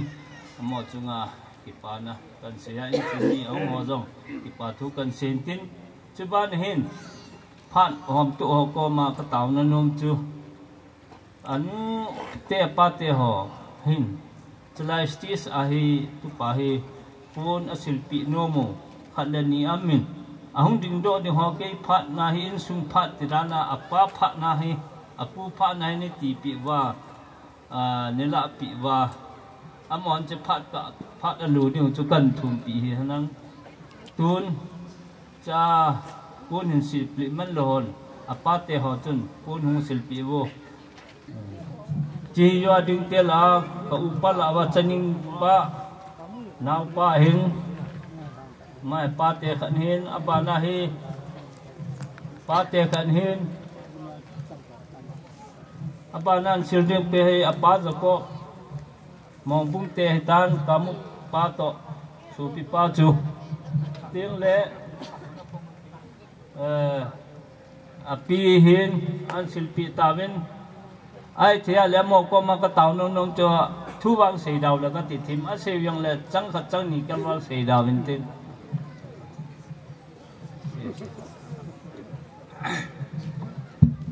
bảo mình xây đạo thể用在哪用了我哋係整黑整呢嘅細路啦，你當細路都拍咗咁耐，啲奶會把口嘴啦，嗰啲實際上網下啲貨買到啲貨，但係愛啲貨係，都拉啲啲特幫助，啊啥樣我唔得幫，啊咁樣我唔得幫，啊靚嗰啲我唔得幫。kita bang ipam ta Thongminlien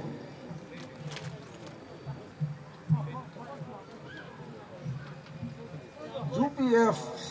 as competitive exam defense service and mui ki papi len ki thak na ki achung IS IPS undan te hidong le kitabong defense laga in sungwa mi khata hu ki sam dan ken jong ki papin ta la de den anu la pa ahin sa anu ahin apa ahin amani chunga pipi basa ki pa thu ka sei de aye chu ulai aspai tam ta he pen so na ho la ki chai yem inam lo ma ki sa do na na la chai be ai na ma ni wa ni tat ke ya anu thop te ka sa ga le ama sipai mai me ha ki pat hin to a cha pa official la ki pat de ki chu ka ki pa pi na ga pon to he na ba na cha pa Thongminlien ka til kho na nom chu cha pang nei win to le ta bang uniform service ai official la no ki pat do ai adan ta chu nan pi da noi ve na le India defense di ga na pe wai lung leo cha na gel lo din India pum pi nga tu ma pang de ne aban ba dang pathen bo tin professor hin mun lang aban hung cha rin ti chu da pa te hi da khat na ga phun to ki pa ipamin ka sei bangin no mo sa putin to hi ulan naw hin katu pa yeng johan ne wa pa na gam selonga hung sei lin hi ji chun ama jing ngin jong pau hi e ho nu la pa pi la pu ho ngai ding hin a sei thei ta pu ang ho lim ting yang la hindi english an tho de ngai tan hi chun tu hin ke ho lim na a hin ke kat chunga pa ka upa lin pen pa chapa se pawin ulan naung ki khom ho paw he lo ding in cham tan sei pin tin an sein dinga ka dei pen chu Thongminlien apueng chu ai ane hin ateng le Thongminlien apayong kum som thum le kum gup lang pi India dinga sacrifice family ki hin chu nyau chakat aung ki khom ulan naw la he thei dinga lo mo chi chun aman English in cham cha in sein tin hin te a sei ka ke din ding jin amai hon cham sei ten ti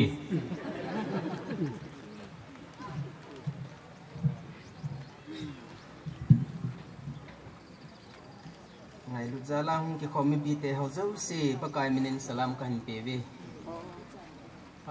I'm so happy and thankful to God for such a kind of privilege given to us with the beautiful sunshine and a good and fine weather. God has blessed us, and it is the sign of our blessing is the presence of our forefathers, grandfathers. So for grandfather, your grandfather is taking the place of all the grandfathers. As a representative, you have to take him.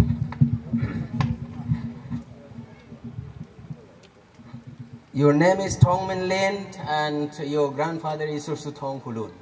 So he is representing all the folks of the families who are in Cheningpopi, Kamu, and Monom, okay, and other places. And the second point, what I want to tell you is you have to be with God always. And as soon as you finish or you retire from this function or from the place of your stay, you have to read the whole things, Deuteronomy chapter 31 verse 8 and Acts chapter 10. You have to read, that is the centurion who feared God, who served God in his own service, and he became Roman soldier, the first Christians in the Bible. So you have to read the story. And also, what I would like to say is, today is a fine privilege God has given us, And others are there to glorify the situation, let me say, not for our glorification. God has given you. And for our family also, you have become the first person to get such kind of post. And also don't forget that we the Kuki people had been strong warriors against the British people to get the freedom of India. Even fought the British people for 3 years. So this name Kuki is of course a suffix into your name. So you are now going to become the Indian soldiers. So you have to fight, you have to continue to fight, and you have to serve and continue to serve the nation. So with this spirit of mind, you have to look yourself, and you have to broaden your mind. You have to share your life and sacrifice. And this grandpapa, they also fought, and he was a INA pensioner.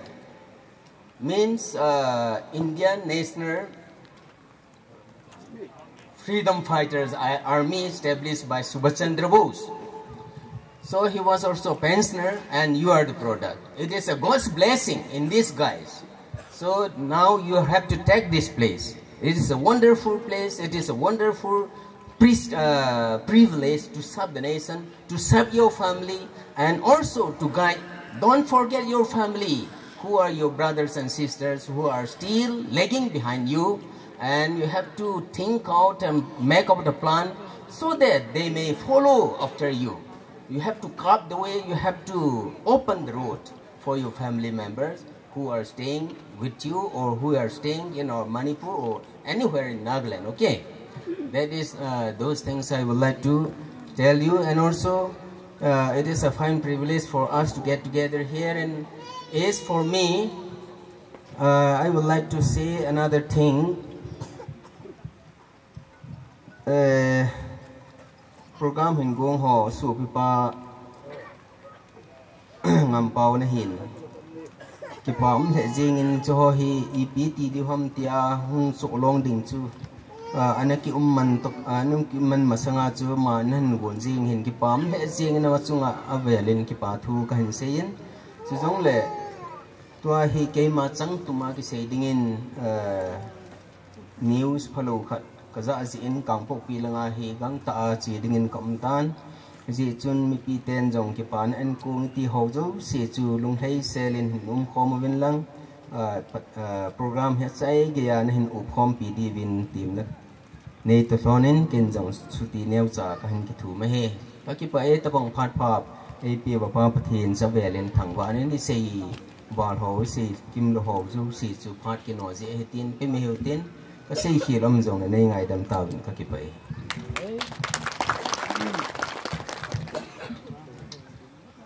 sei bangin apau khan he na phat pe le chang chu kan hom hin tin jam ta japi junga hoi lu pe se myang le ka bon chang ngai da nei ngai dam lang ka cha te yong kanau te yong phan la sam le mon mo ki pu tan tin se tin tu hin mi pa khat mi pu khat mi pa khat hina in min pha nau kang din do nai chang che yan lang steng le apa in pau chum he thei di ho ang ho ja dinga tham khat tin khom na thu hi han lang apu chung chang thu se yong le chan che tan tin ko ki pa e Holimna hin nei pi ho zo se chunga ki pa thui seven tuin wa choila no nei zoi si hau kip aman ansa sunga he koi tabang tunini kho a sopi Thongminlien thilpi pinom ki pa pinom ho o ma hile amala sa sunga hin stage cha kaldo jengoi tin aje chu program tampi wa na lai a hi zen Day banga program hinthum ho zong ki bizolo mai the hi zen amala sa sunga he thilpi pinom ho ki phalam lowa yung pi jeng the he ti chu kan tim na he pathin lo pi na dingin kada in hoi zakona ei pan piung hamti thila chen sange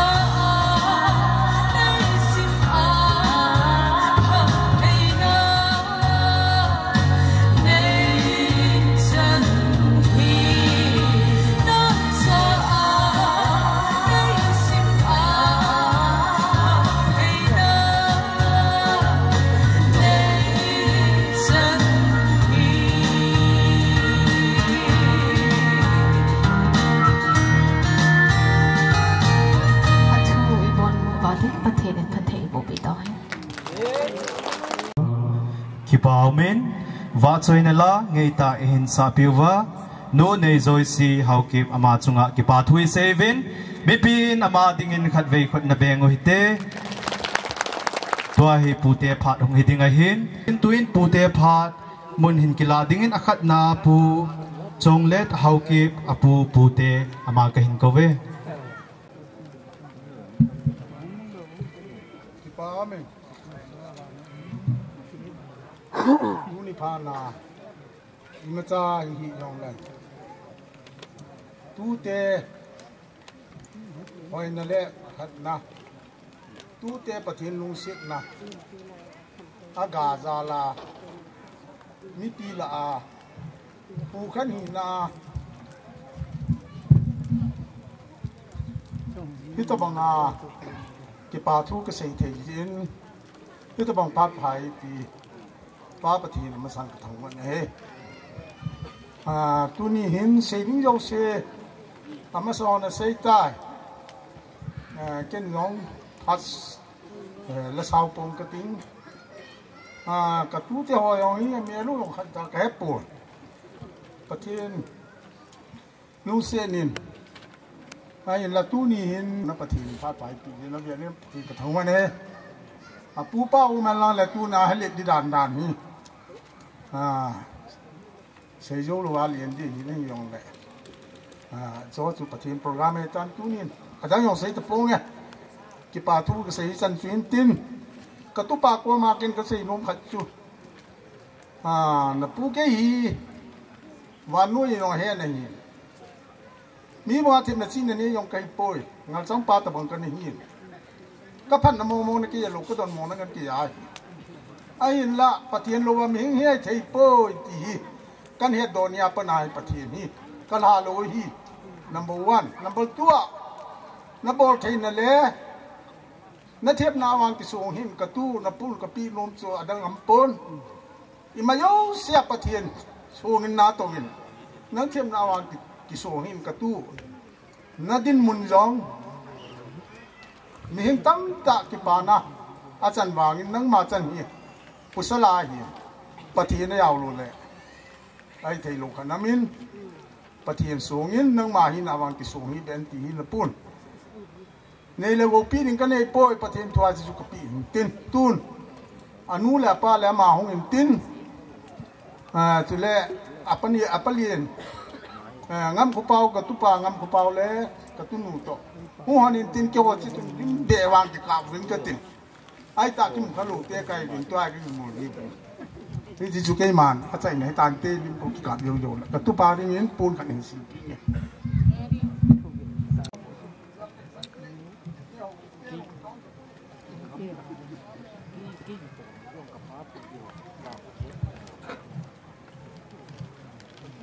thăng sida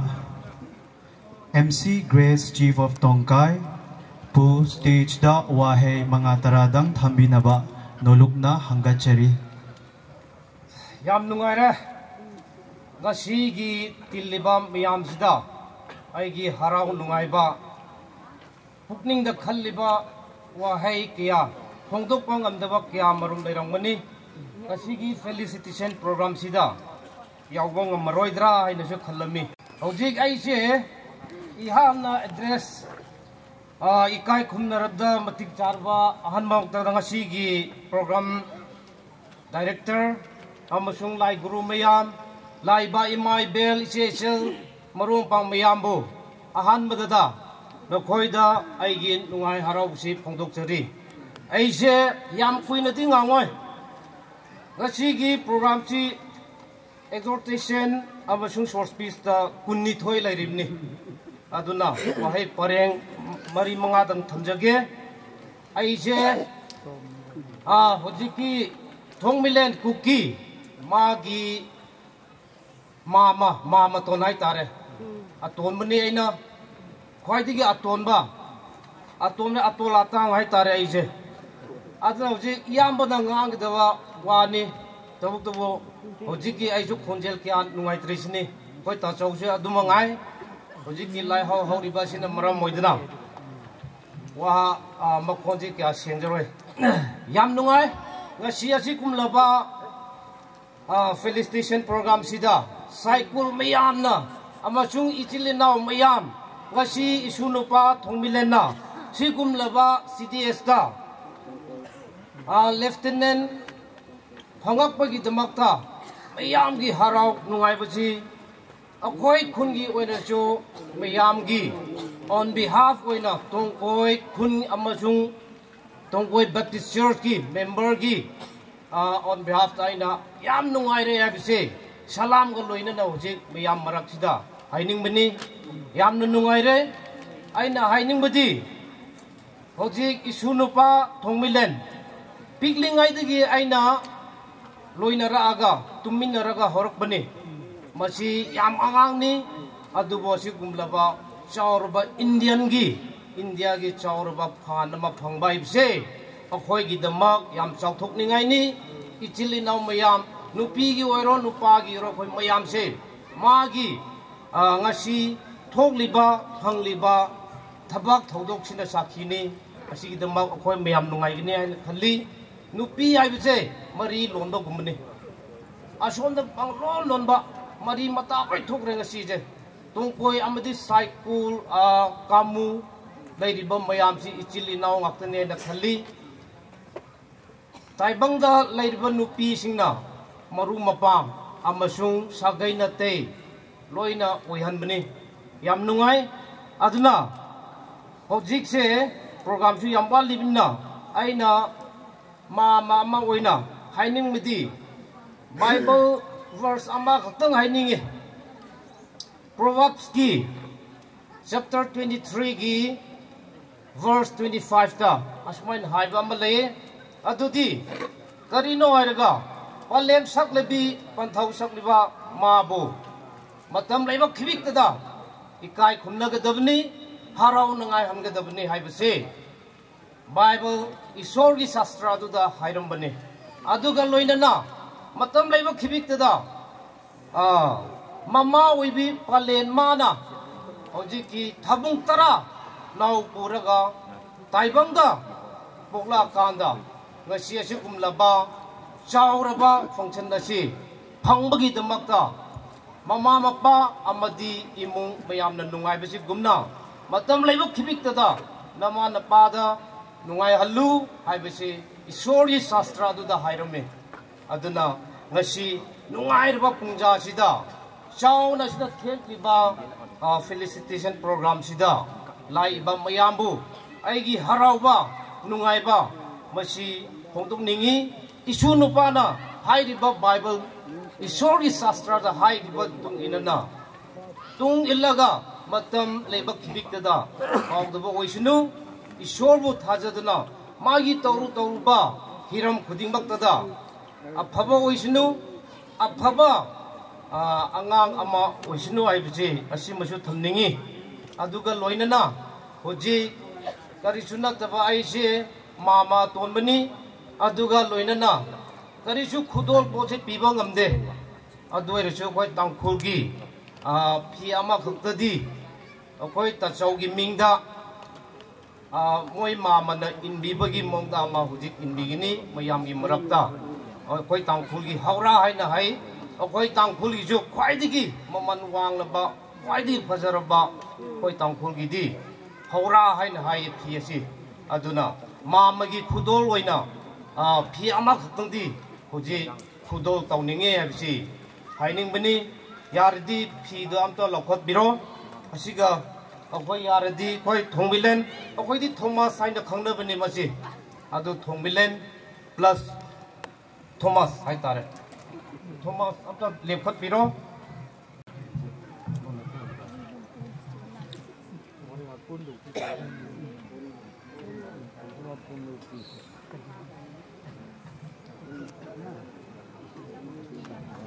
yam nungai re asina hoji ki yam ngang la roge hoji asi koi tangkhul gi phi mama sakna mama gi khudol buni nungai bigi ngasi asi kumlaba phan nai raba chaw raba mi oiba khoina ta lag su pak phang ngam de ba India gi kari ai tare phan nai ba misak ama oireng sidegi aduna matam laiba khibik da ima ipa kaudebi sagai nati kaudebi marung mapang kaudebi magi society khuting makta da kaudebi da matam laiba khibik da mana society bu church bu khun bu amasung imung miyam bu kaudeba oisinu haibase mama ma oina asi wahai paring kharasidang thamaga ai swaida tension jarage yam nungai thank you Tua thu se pa chu kaloi nu nau pa he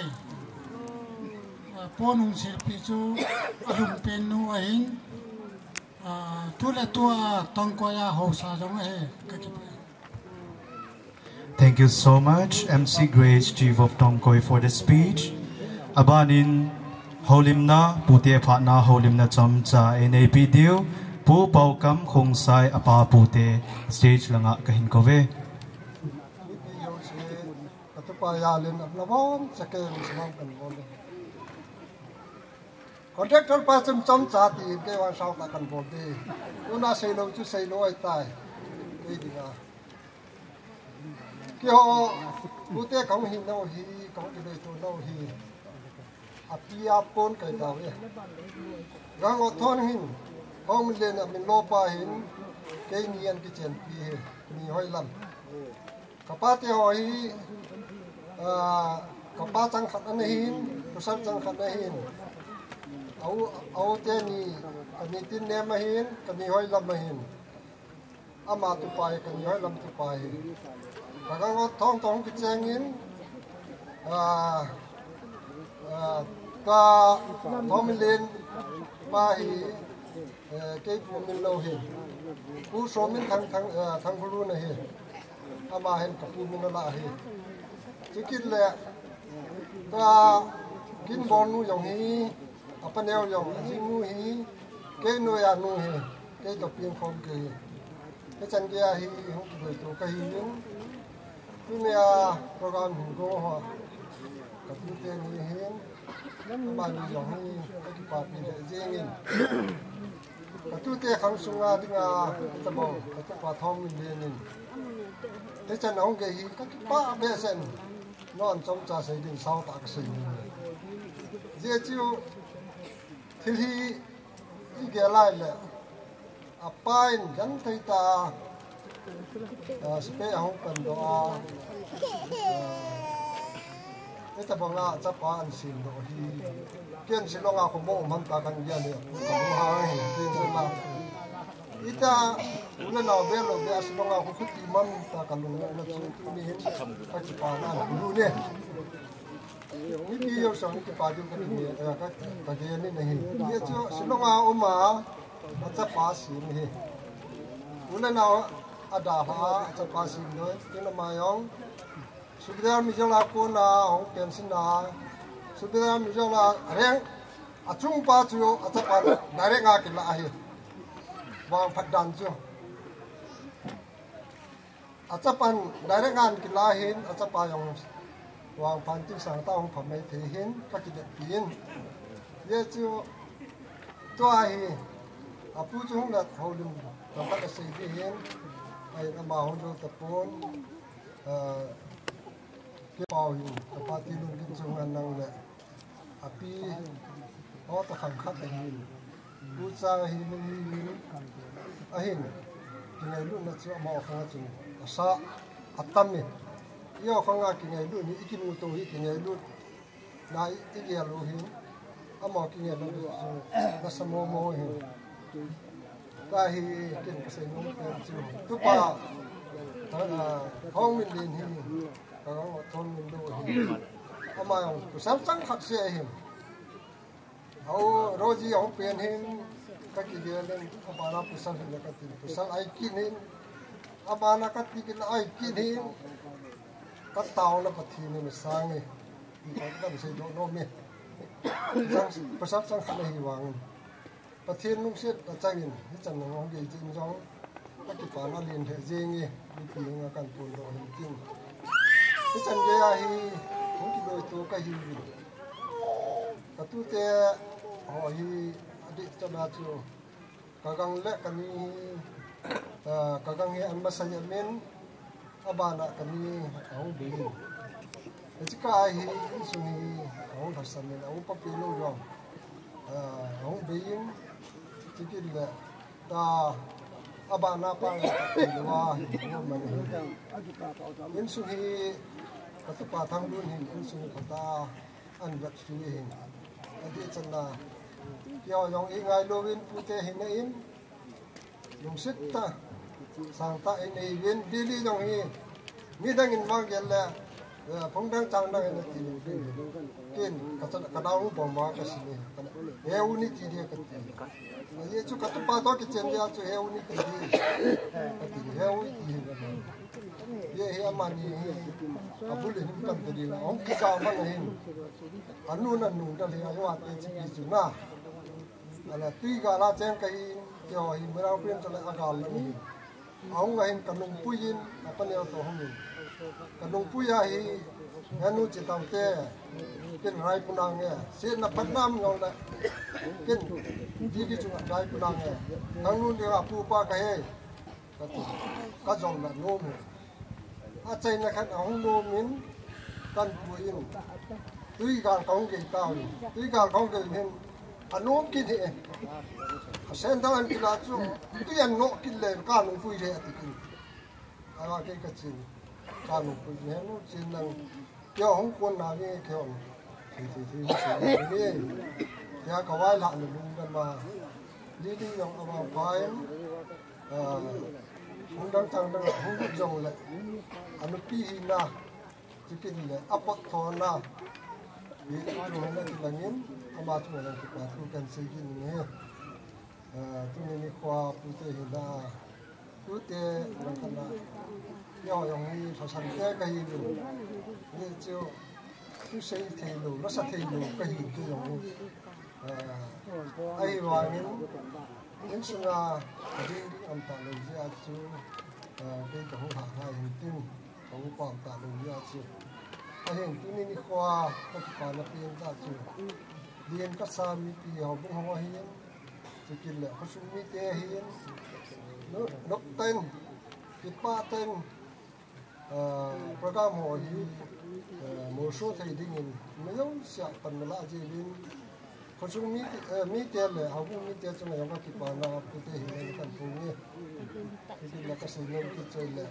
tu chu a to ba Thongminlien hi adi chana se dinga chu silonga kanum bin ai wa ma pi lu lai le ahong pin jo wa le ke hi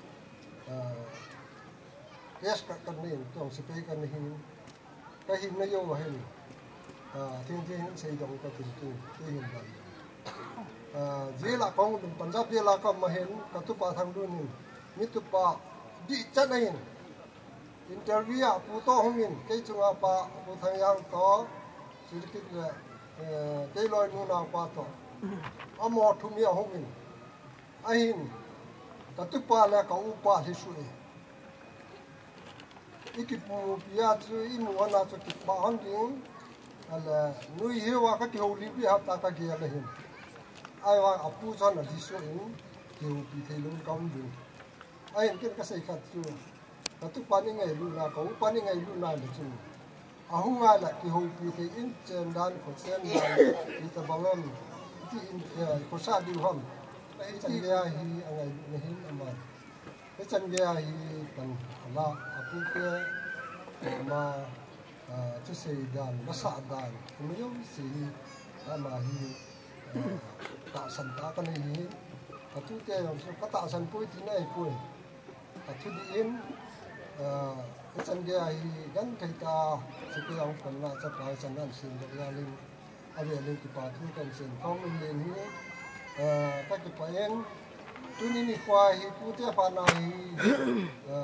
bol pi te in cha kan nei pon yong le ken ki pa yang jong hin sau khát hồ pin cái tiếng pin thế hồ đang hông làm hông hồ dòng hông bên đó hông hông sự kỳ bên đó hay là chuyện cái ba chơi sản chuyện cái giải thành thế pin thế hông bên đó đến dòng cái lạ pin thế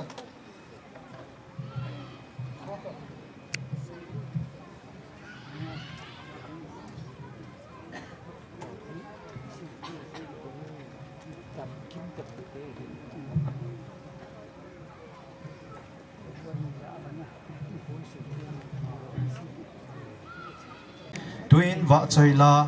khát anh ngay với tin vợ chơi la isa video pa thang cha khong sai stage langa kahin lime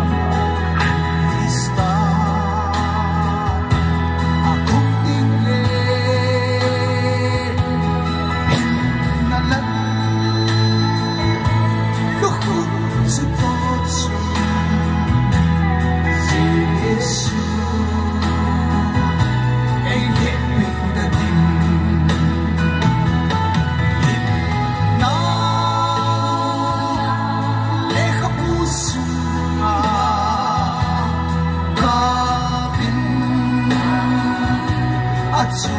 tai ki na le khabu sunga na min so hina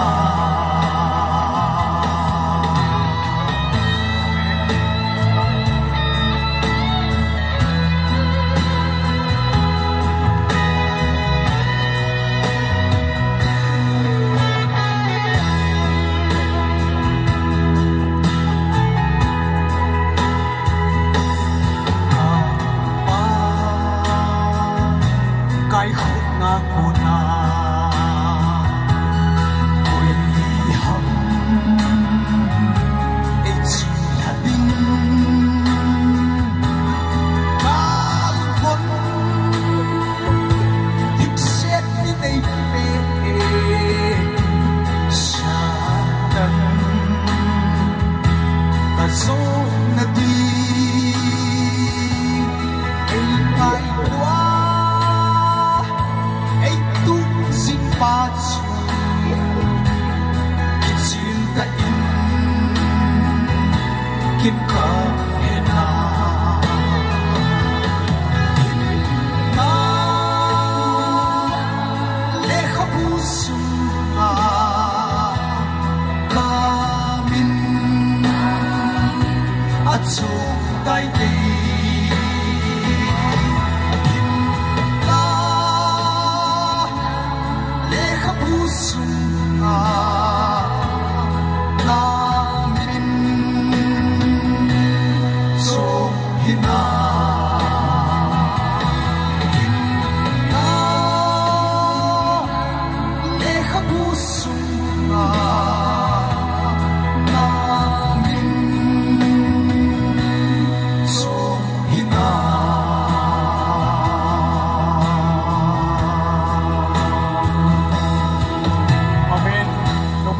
jangan kaki pai. Kipa min pu thang cha jong hing din pi win tin kipa thil pi na insung mia kon in nei nom win chi pha jong insung mi te hon yong la pi de win kan te me.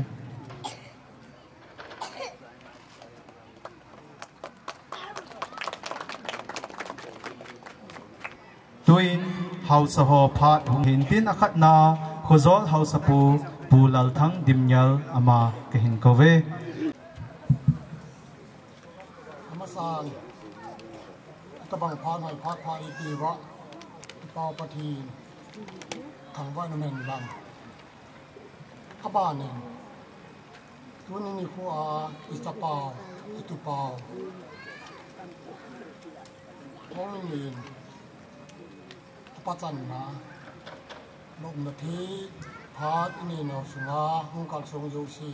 na chung wa ka kita na thung ton to ne tu ni ni kwa hi ka se no mi to hin sau ta ka se no min ai yeng wa mi la a ji chu ko hi an ki sa na hu tha an hi ku lu yong hi ku yin kum som ni lo kum nga yong phalo la ni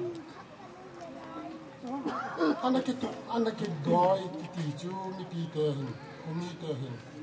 kita banga hi ofisar kat lok nakin ai lo le pakai na pun lo nakin ni ti mi pi ten ma ki de hen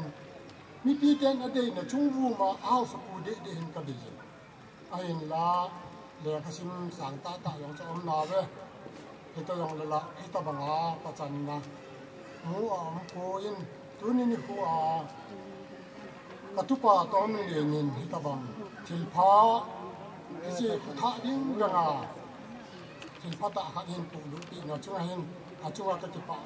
ma jing ka pa ne se jo he ko na chibana apo na diu alok na diu mun yong mun tam ta amin so pi ko ama ho mun tam ta am thri ai riêng vàng nhìn lạ bát thi nín phá asa hình tin các sapa ngam pau ten yu pa in thì chú cô men bò lu te hình kỳ cái yong chun api kal ka nga le riêng hình he aji chu kita bagi anak itu hin ma kusung mong aku na itu te cate te hi jong le pa ma ko na thil pain pu lu ti chu dia chân yo ka nga le di ne ane na bu non na ho le ve hu ki ni wang le alo the le wa hi ni o ni ki ti thu ai bo in hi ta bang gol wa na ni ho cho ma ko na ku hen lang hi chkom ko hen gol wa ka bo no mi ti ho yong chu ka ki pa pi yen yen chu chu mu ma yong chu tu ni ko ai ta bang hoi a ki bo na chu a hi ha pa ma ki pa in ha ye chun ko ki sa do la ai lo le ta bang a pa chan na ai lo le thil khat bok na kin ne na dinga hai ni pi te yong ko mi te yong phata tao này lang có thể nga tao này giống vậy anh ấy cái này dừng dễ ngay in anh tu chung cả tu pa tong min le ne cái bằng bắt chân là khác anh cũng muốn là chung hình alam pi asian pi hình te thì cả ta sang này chọn ama chọn cái pa dễ nhân cái pa ra lên hết cái pa hết là ra chung cả chân đây trên nu chân bốn phần hình chọn tin muốn xin pi là hoàn te cái pa này là chung chỉ cho hiện bây giờ chọn cái là xin pi này cho cái là cái hùng hồn điểm pe tiếng tu mà sang tu ni khu ai ta bằng thì thì lâu khi ta nên tu biết cái khu này như vậy là amu lo din so pi wala nào official din ta hỏi là cho là so pi wala nào đăng tấm tan rồi các khu các dân rồi năng ra là khu nào hết sân cái là nếu cho ăn là cho hình thì nên phát thì nó bôi yên tín nó hot là nó sao quá mù đầu lắm sao thì bằng nhà yên lắm sao ta nó dọn được những ông nó làm yên hết ra dòng hình phát thì nó bôi yên tín tu sang à phát dọn hồi rồi trên dòng phát thì nên là chung nhưng mọi cái thì các cái bà bây là câu để nó sản xuất tê các cái này vào min abana holim na inay video pu Paulun Khongsai Chief of Kamosai Chan ki pam ta tu ni kho he ye chu chen thu ka so sei thei pun 2003 chun kalol sa hi operation ki bol le thu ka sei le athile le yen ni ngai ram ding hin tin tu ni ki pa ni khu a ti chen no mu la sang en e san yong le ki pam ta phong le ne mu le naw hi anen ku phong bi ka ki pa pi ki kin pa sei thei na thằng khác cái gì luôn cú lên ba cái họ thu sinh thằng khác nhưng mà xây tạm thằng khác xây cái gì phát lên khu tụ tụ hình rồi cái gì mù lùn chỉ mà cái tiền là gì cái khăn là khăn sống là khăn gì không khăn sống là khăn nào cái chất chân cú đi khác ba là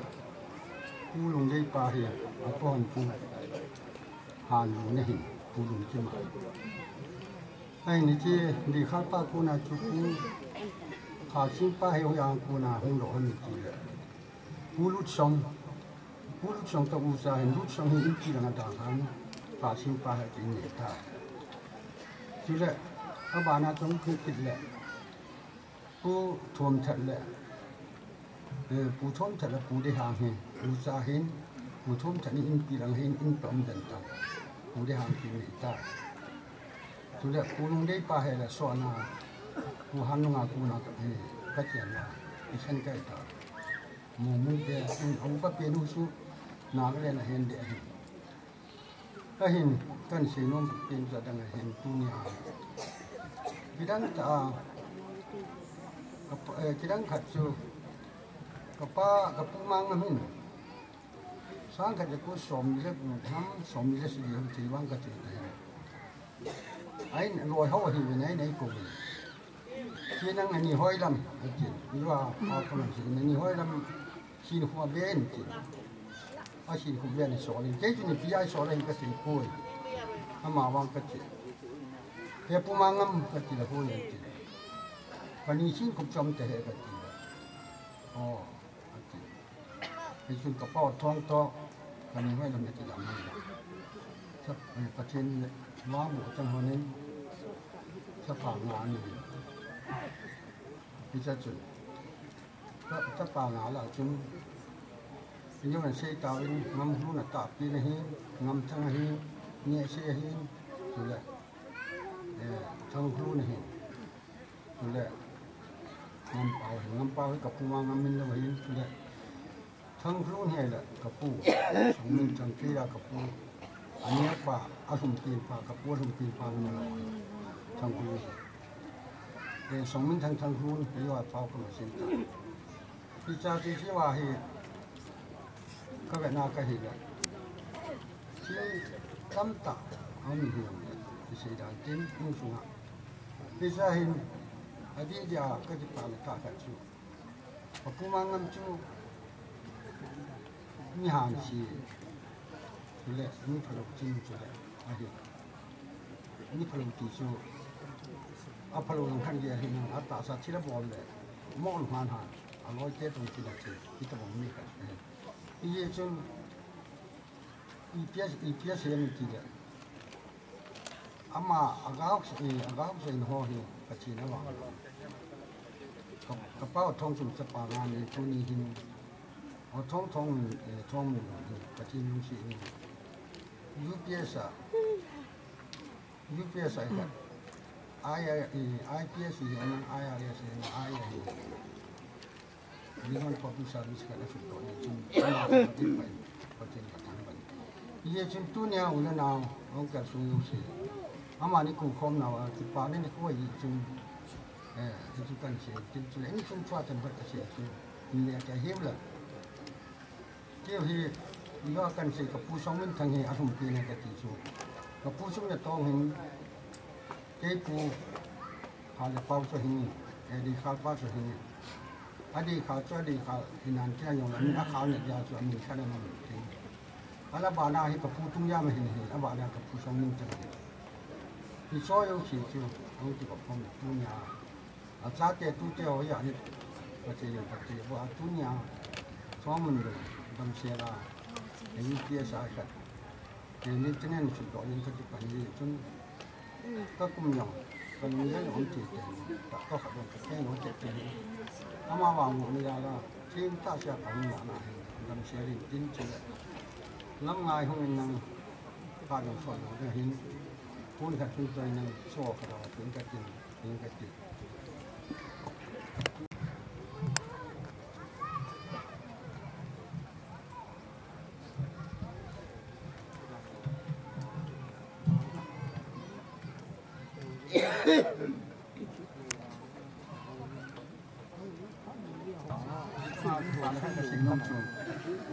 Cinta sekamu kan tinggal ni lah, sunau ni yusi. Ayang ten kita lah tenun ta, sila loy ni lagu, mampu perut, thala yung nak kenal. Kamu kan tinggal ni yusi, no tuna. No koma hukum tak ni, kerja pak biasa. Nasung kita tu kesin sudah haus apa yang, tu kita tu kesin tinggi. Habis lah kesin ini. Dia kan itu kasih film le, kasih ni tu ada macam itu tak dulu, kasih jangan tanda tak. Kipau men, House partner pu Paulun Kong Sai, kamu sai cang, in pipu ama aku ni holim na ingai ven, tu ina bana pu House Kup lupo Chief of M Kolmol, ama partmun kilak dingin kahin kovin. Ama hong kicay le kukin pi cycle gam kain nong patmun in kila zompay divin team na kahin neye. Uni zapa Thongminlien pacan ni kuah ngai lut ko na kacan thei yin ka kipain pathin ka thang vai le dan sei da pung katin ka sei ding lut jing katin tu ni ke house ho a din sangin tu nya ka din he chum bia zol ina ahung ding ka hi aje chu ka tu yongin sumi la nga tu te pu leng ho le ke pu chu pu leng ho hin se le ngam hlun pu chu pu mang ngam hi amani khát chân nín ngắt chén honin khát mà phù chén honin cái lung xiết tay nè nấu honin ama ni cái lung xiết nó ba na pa ọt thong lệ nu hoài lâm hin ama cha pa pu mang ngam cha aba na pu le hau cha la cây pa uja kapa di lam ku sei le pai gulam ma ma hin kanu te ni min khat na hi jin ki zolin ko mu win ye chun ki ngai tu ta in khat chaninga cheng in khat ma pu ka cheng win kana ki ngai lu nau zola kana ki ka ngai lu nau za la chu tunia hi chi ka chapa Thongminlien pachan ni khu le alon hin nan ni khu a hi ding ka hin ye chun ka ke pa in ka chapa Thongminlien chunga ka ke pa na jalin pathin ka thang vai ne ye chun tu tam pi sei ta pung ka ting pum sang le za ko le som sagi le git dunga pa na saya nga chenu aung chen mo wa pa na chu ki kinung kha ta lo idong le lingkim le ngam pa hila ya che honen ka le ka ki mu tu ji win Thongminlien in heta bang an mu na anu neo lingkim ki paran chu a training a pet pa na chu heta bang hi ka holding mai chang ka sim ding ya punang long ka hin ko te ding ne he ati ala training anh chạy vô vào tua pacan na liên ta anh này na training yung chạy vô vào thì tập bằng anh bỏ là tu nhà không thể gì cả không thể gì cái kịp phải in ama yung ama khua anu là pa hin ama hin ama khua patin mà pui hiền ta hen kanu chung ten kanu he biwai phila ya wai yen chu ma tu ye chen kanu ngin ten ama khua patin in alam kai jinga pathinin aphat thei bu na dingin sa o ta bangin ka pa bun an ti khat dai koi tong niti hoin khut na beng oi te twin abana kukin pi cycle gam kai ho phat mun ka hin pe hom ta lowa hi le aban pula pala khanglui lompi cycle gam kai khanglui lompi cycle gam kai ho stage ahin kahin leme mepi in pula pala esa pi dio khanglui lompi cycle gam kai ho lim nain i khut na beng kho mote thu tam pi sei po king lung se tan ka phat ka wa ni nga ham di ni pi ho kan ti mu ye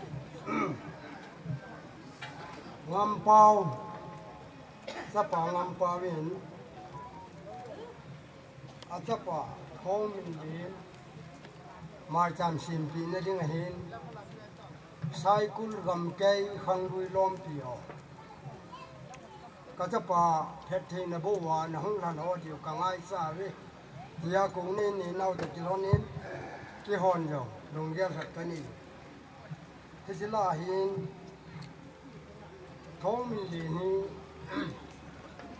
nhưว่าที่ใช้มาสาวThongminlienคงใช้นั่นทีThongminlienนี่ผู้ลุนกิมปายนะฮงคนดอยให้ที่ยาจิวเก่งก็เห็นมินวันนี้หงจัดจุ่มเจ็ดถึงไงลาทุ่มก็ชิมปีนขังลุยโลหมอจะวิเจตาดีวายเลยปูลาปาลาถ้าร้อนนั่นแหละถ้าทีบุในที่ไว้ลาเน้นสิมเดตินเงินเสียนั่นนี่ที่จากลิสิมใจเลยที่มีส่วนจากThongminlienทำยังพังหลังเนื้อวุ้นลายลอยยังทั้งหูแค่นี่น่าจูซึ่งเลยโยลามังกิปานาลุนไล่จังจะต้องการกิสังเทมูกิสังตู้เทมูทุ่มน่าจูเสลงตัวปีกับนินนูยิมเบลมังและจุงมังปานเห็นจอยโยเวนลุงดีเฮจิฮีขังท่าหอนนาเห็นลุงดีไว้ขังลุยหอนอาเลียปีที่เห็นนั่นอาเลียปีที่วินตินอัลลาฮีก็เห็นสามสังอุนขังลุยลงดังอา thil pi khan nei no mu in memento ti ding in ni ka semun lo mo sim khat chu alien pa chu Thongminlien pi rin lang aneu pa chu anu na pa tu ni a mai tam sim pi ngam pa o hin pi rin lang chu yo teng le hejela hi kain sa diu pula pa te chon do la chu ku ke wa ka som khan khuni hijani bol wang wa chu phui pa ki men cha noi men sa lu ne dinga alai kan sa songu wa mi ni hung lam ding he chi sunga yong chu tu pa cha pa Thongminlien nang alam la yaw de alam the lu chin chu mai ku ki cha pa dun kin cha pa dun kin tu pa ai ja akash tom la kan khu chu a chin jing dinga ka bol we hello memento chu sim do nai nei ka te Kuki khang lui lom pi cycle gam kai mang mo thil pi Lieutenant Thongminlien Kuki Indian Army lai hin point di jeng in tin ai ku ai pa ba chu azo inu ki ho custom and culture secretary pa nung iphone do pi tawin chu hin sim phone ai nei ka ting Kim hi son cha Thongminlien hamjang phan lang neo gol lai ja lo jang thango chun le zo lamang ki pa na lun lai cheng to tongkai ki sang to themo silong tol pi nin nom limbel mang chung mang pathin hin choyo ven lung de ati nei hi chu aman jong het lo di hin tin some khat phat so le tilovin translate ka boleng ai ho sapte pawin di chu from the clan of Pulun Kim Mr. Thongminlien Kuki with abundant blessing from God as you grow up with love from our parents may your sign with love not only for the parents but it also community as for itu chu memento hintin tun ki hon pi do na phan nei ki bawin to hin gulang Minlen la hong don lang anu la pa yong athom pen hong ding do ni ban pele pungam paule aloi no tuna ki nei bol pi te ni anu le la pen ne yong la hin ka ngai so we ke ho lom pi ten memento alen pa su gulang pa pen lang aneu pa su ini te ni pen lang wa anu wa chu Minlen na di khatsu ama asim po ngota su tun kakipana we basan ningin nu la pa pun ka silpi nu mo we chele ama setedi in gulang Thongminlien nu la pa ka sil kopi nu mo win ngam pau te ni yo pu ngam pau te ni kin nei te ni kan silpi gom nu mo win yet so man in the bang program ko hon si a tu ni ko hi ni ko phai mo te ke hon na chang ke program si ha yewin ka ki pa win ke khang lui lom pi hin ko yen ka ki pa we ani na a tu nya ko Thongminlien lung kim ama hi tu pa le du ka Thongminlien ma he kan pe no mo win he kelen tilmang mo memento hin chole chi tu chung kina denga cycle gam kai khangri lom piten kan prin nau sin tin ki pa me kala sei mau jo kan sa di wai khang lui lom hon ka thal ho na we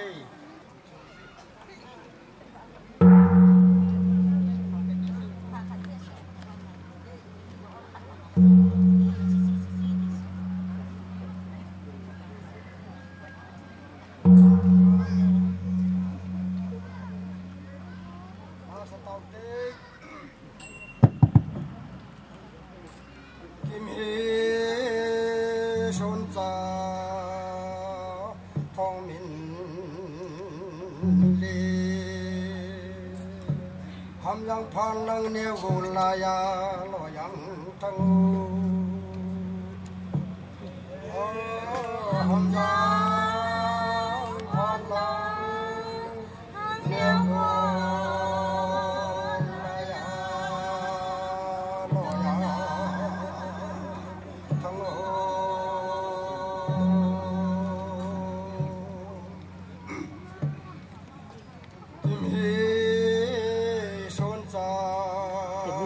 Thongminlien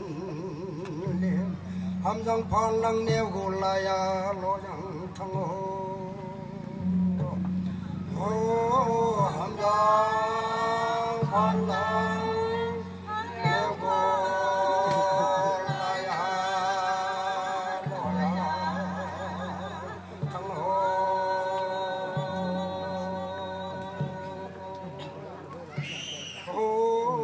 na chun da yo ho la mang ki pa na lu la chang tu tong ka ki sang tu the mo lu la chang tu tong ka ki sang tu the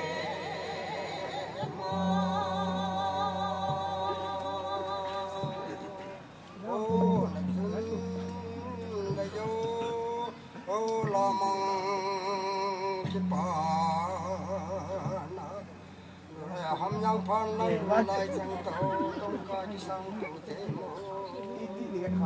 lu lai chang le ham ja phan lai tong ka chang to te mo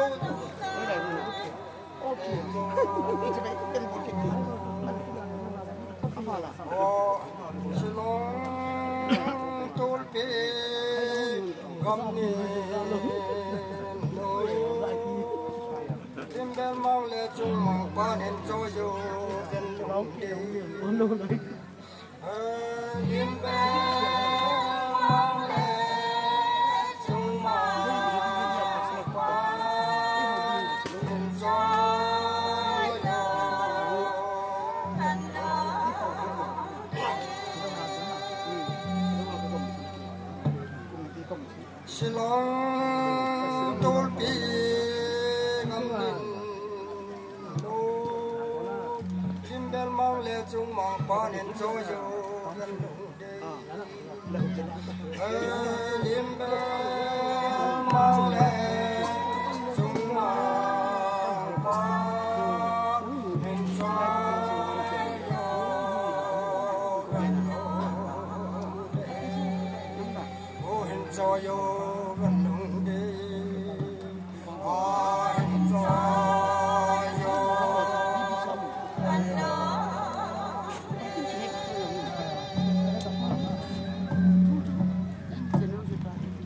Pame chon suki hoki mansani hen bol khil to khil ki ngaida moti ki pawe Abana Holimna Bu Dr. T Lun Kim ama stage anako hite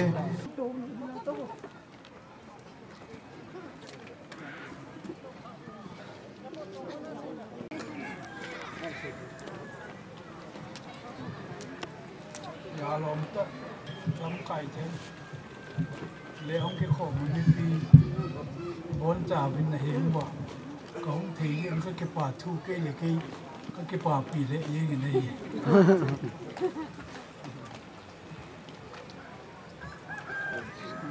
cái lại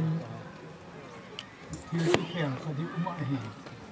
ไอ้ผู้ป้าจนนะไอ้โบหรือว่าจิ้วติงแหละมีจะนี่ถกกินตาจุยพูดปาจะที่นั่นโทษแต่ดิวจุกินเนี่ยผมเลยดีคือน่าลาห่อเหียนดังละสะห่อเหี่ยวเลยจุที่จะห่อไอ้โบโลเทดีเนี่ยเอาของนี่ขัดจุไอ้ห่อหีแต่ผมไอ้หีว่ามันตีหีอิลิมว่ามีนเวทให้พูดไอ้จอนหน้าว่าจะไม่ดูหีอเมริกาก็มากระจีน่าจุไอ้จอนหน้าดูนิวยาจุนั่นลามูทอนั่นตีเนี่ยก็ลามนี่มาเลยนุ่มขนุนกี่พวกวิ่งลามที่กระจ้าที่ฮอลโดดไทยกระเจ้าชากระลามเลยกระเท้าโจลตันจ่าจะให้ทีเลยลามจุงอาที่ตามกติละหม้อคนโบลต์ดินติวเลยอุลชลุงเลยวินกลามินเขาบอกว่ากี่ป่าทีเลยยังวินน้ำมูเขาอย่างรวยปีนี้กี่ป่าติวเขาปกติรู้ว่าโดนเจกี thil ho hi nei se da in lai sa mi he min ne ya pha pen ta chu ti ham ti le thu di le kita na pa hi hi thu di le kita na pa ka ti chu thu di ka se ti le chun i chon nan no a ta cho bo di hi ya Christian hung ni nao hi ke ho to hao sao quan bo ti tao te a ti wa he pun i chon nao kha di pai ma nga chon na tha la di ki ti pa la mi na ngai tu kha bin chu chu di lo hi i ho chui pi hian nang hiang le ai mà chọn na ayong chu ho thi ai ye chen lum rang gam mi ho chana chu pathe ni hu na lai wa hin lai wa lut lo lai tamang hi pathe ho yo hi ai chu khan kho ki ti ho hin mem long sunga he thu ku ta se ka su pi te ho akila choi na ho a chon na oi ma mul lang thing be se kana hi lo lai wang chun kana pang pan ta ni chila chun ông đàn hi có vẻ là cái hình này đàn hồi tạ này tê rồi lấy chọn nó bắt tạ dùi tê hi về tì hi kama xây sang chừng America là mình nông dân thổ nó tì chú hùng khăn lòm chơi linh buồn tin cái rồi tên nào cho hay là thấy chân nào cái thổ lệ anh bảo cái bạ lệ dùng cái mạ chun dùng hình về xây kinh đằngอีปีนั้นกี่ป่าเปียวมันมูเขาเลยปนกติแล้วว่าดงเจนี่นี่สินาฮีเยี่ยมนี่สุไม่เลิดิเยี่ยมขัดจุยเปียมถึงกิตานะหินทุยองตาเสียดิมนาโตยองจะตาบอลดิ้งไงเฮียอีกมาไงเสียกิตานะเบกิตีฮีกี่ฮอลเลยKuki Christian ho am ko hi mai the ai ju tu se hi thai thao no min mi tam ten so piu se le thi ni chun bo mola ka chi le tu se di chu ye min no me hon dong tam ta se bi ao sa pa i cha ai ye chun hong ne pa nang thu tham kat be se hong tin panan te ipin nga panan te ka ti ham ti le ken nga sei la nga sei ma so yo che ju mi yu di hi ji chu thu la lum ka sa ai ka sei ta pu cha chu gel di ba ka di khat chu bo ri un chu koi mai kam ki sim thei pu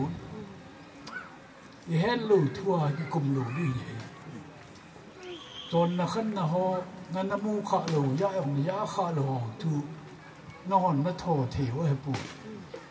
ye jun kita kiti hin thil ho hi hol ngai hi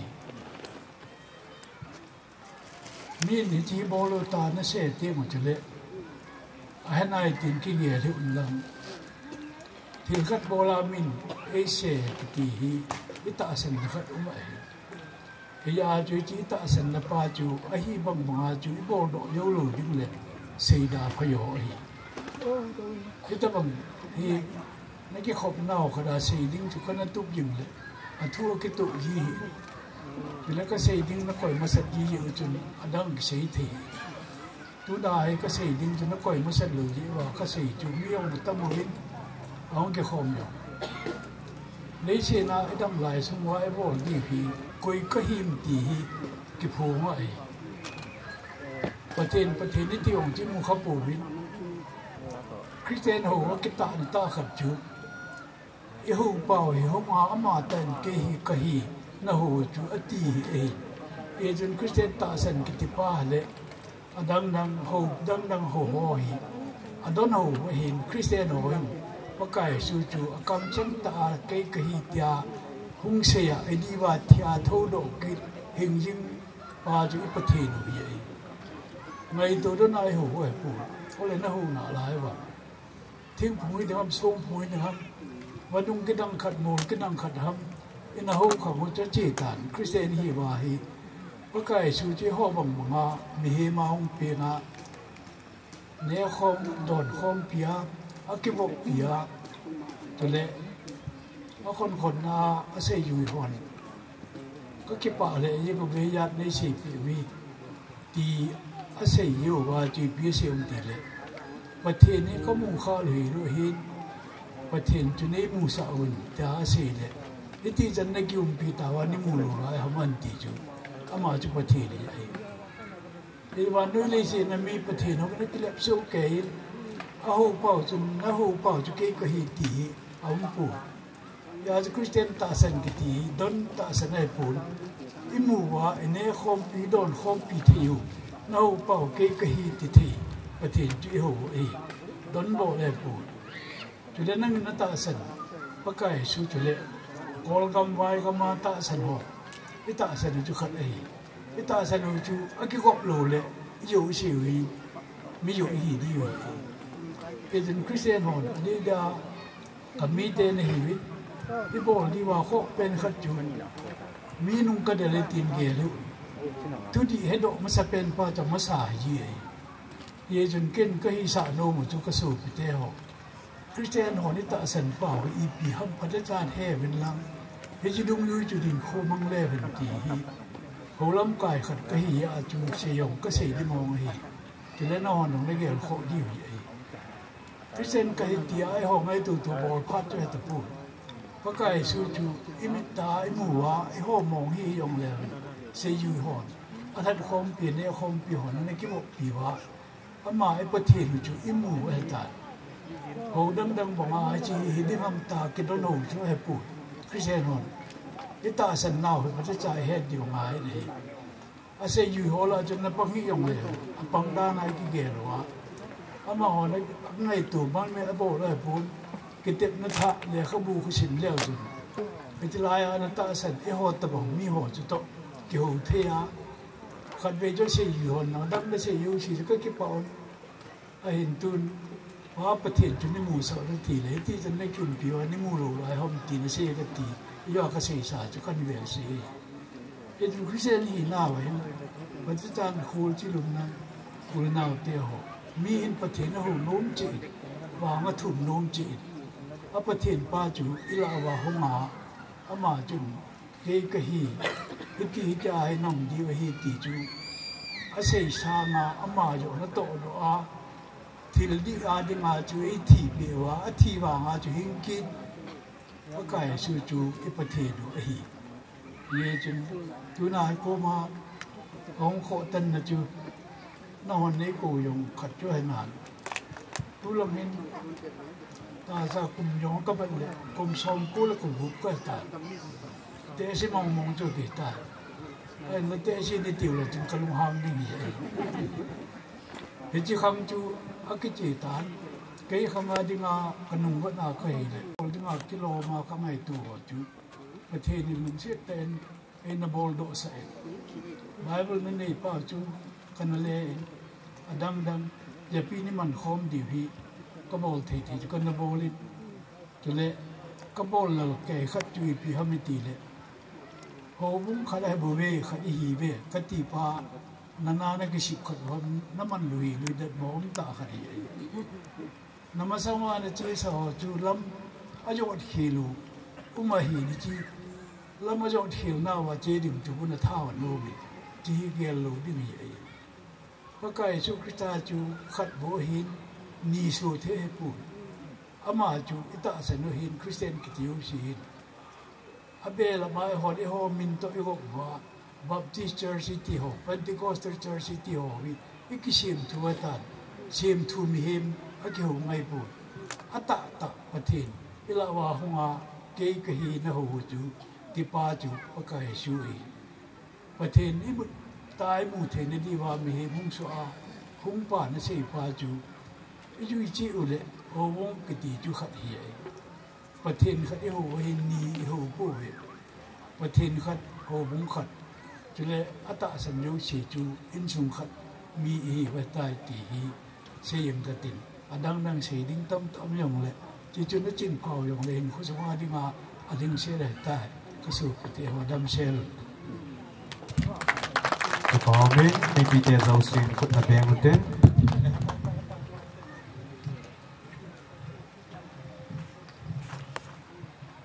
เก่งแต่ข้าแต่ใส่นมตัวถึงไงเกถึงไงกับป้าเตะอากิใส่ไหนตานไอ้ sia cho ka pai kun khat se tu na ka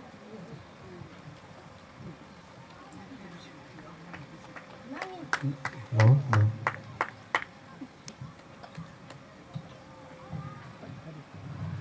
Kipaumin holimna mantang ta ay nepiwa pudak ti lun kim amachunga kipatu isevin tuin hobung hophat masapenin Saizang Baptist Church ding thakat pasanga pa na taong nga kiman la pakai patin hat chung nung isan piwin tunin ni khochan chan hin gamsung khosung la hobung sung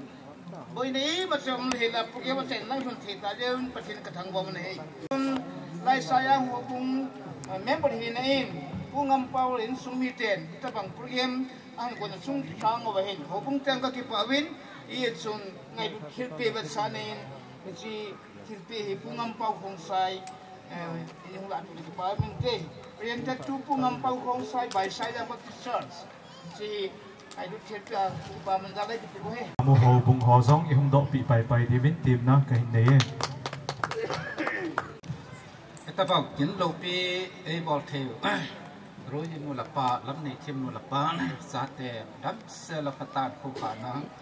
thì tôi nên cái pa na bắt chỉ thằngว่าhôm nào tôi cái hôm nào asi ASEAN nào ở khu kamu ở vùng miền Trung hết tập bằng chấp pa Thongminlien Lieutenant and training and state thì vậy này là farm thế dĩ nhiên hậu vùng miền Trung cái pa na ra nên các cái pa pi sẽ diễn viên Amazon akit tiếng nhau lại chỉ sang bên môn thà ăn bò đậu thì là ăn một thể tiếng lại không muốn lại về muốn là không và chúng ta còn tiếp vào nó thì ăn bò kít thì các cái nêm men lấy số các mài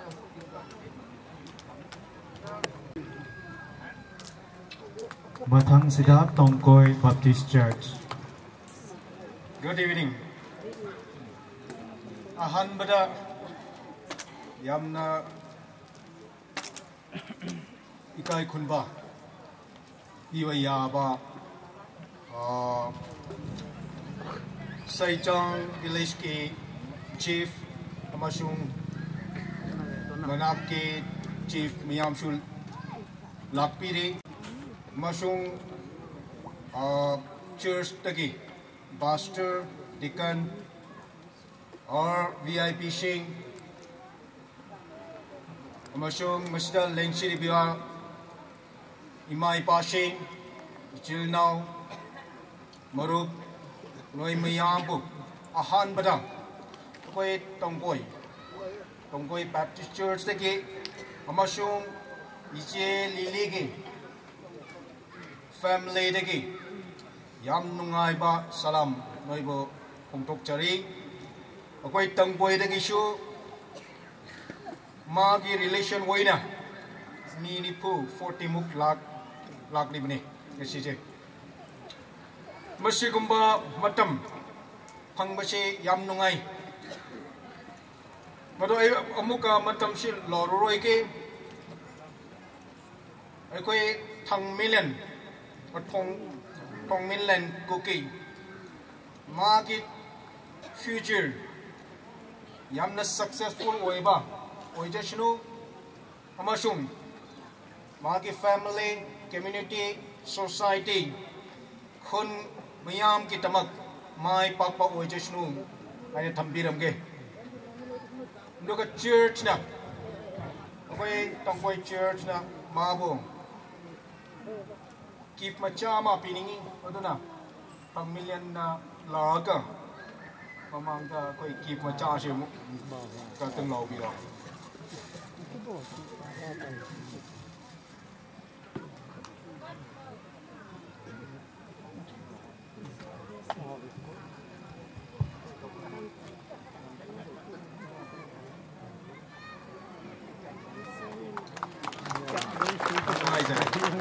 Abana Messianic Congregation Cycle UPSC Noya Combined Defense Service in Kulhang Lieutenant Thongminlien Kuki Grand Felicitation and Blessing Program Prohibitat hot chung nung pin pan a pin chungwa pa hin chu thangwan sang pin pi vi nei ki pan jalin lol hin chunga ki pan jalin cycle Messianic congregation hon jong ama lol hin chunga yo dinga tuni program lai chin gong e sunga mi upa Kulam say kyo dinga ho bunga dinga secretary ay tu piu hin chuchung sona ama ho in sungu Halloween ama hi inam pi diwa golin ta hi zin cycle Messianic ho bu hon jong ka ki pawin ki pawat sa na in ki pa thil pi ka pi nol vin pastor pa loi no chung lang ka pi han lang pante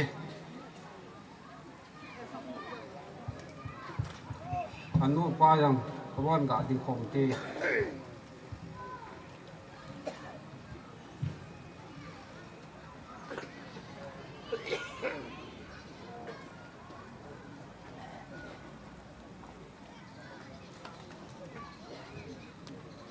Kipaumen tuni ni ko a pute langa pu Dr. Tilun Kiminjong tuni ni ko a Lieutenant Thongminlien Kuki ama hi thilpi api nom zen ama to namun lang zo a hi nei chi pi diwing tim na ka hin nei he chi ahung chi jing lain aban hi VIP ho phat hung hi ding a hin he chi ama sa pe na phat mun ai lo pi dio ch azang khong sai Kuki in pi President Manipur aman zong chi ahung ki chai chai le phat mun a hin lo pai pai ding in tim na ka hin nei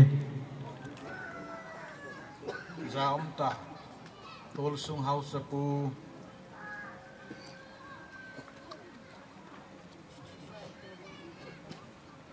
na ko sunga hitabang rol hin na program iman thi zevin house pu chunga ki pathu kan si ma sa penin ani nan tu ni akin them puai pan peu pu pau ngam dim ngel at diken Saizang Baptist Church athum na chun kin nei pa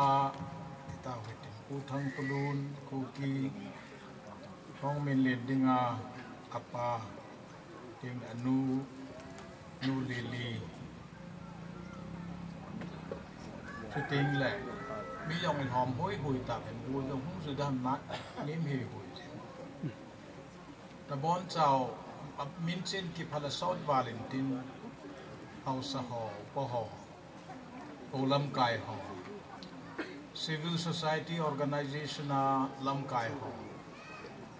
chuting le Cycle Post Commander Pu Hin Captain Bhupesh Sharma chuting le Cycle OCI Punjab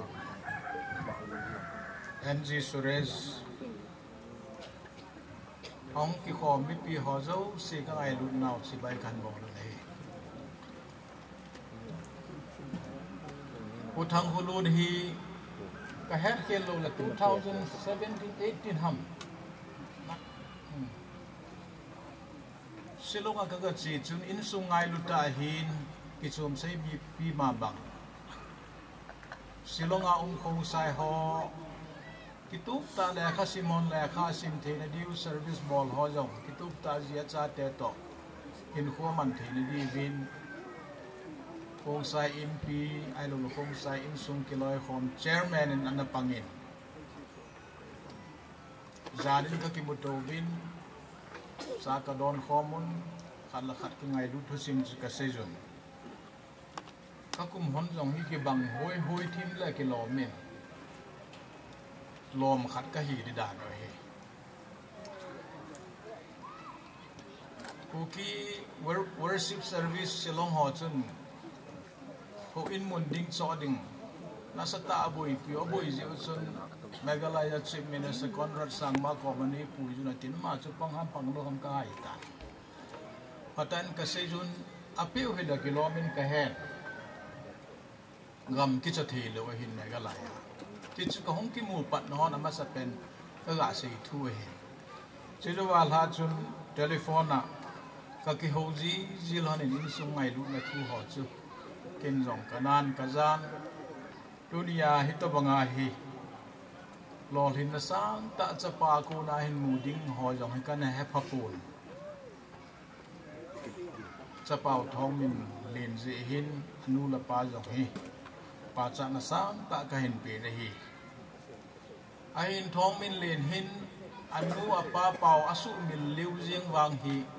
iti lom hi ta dam chi ka he pun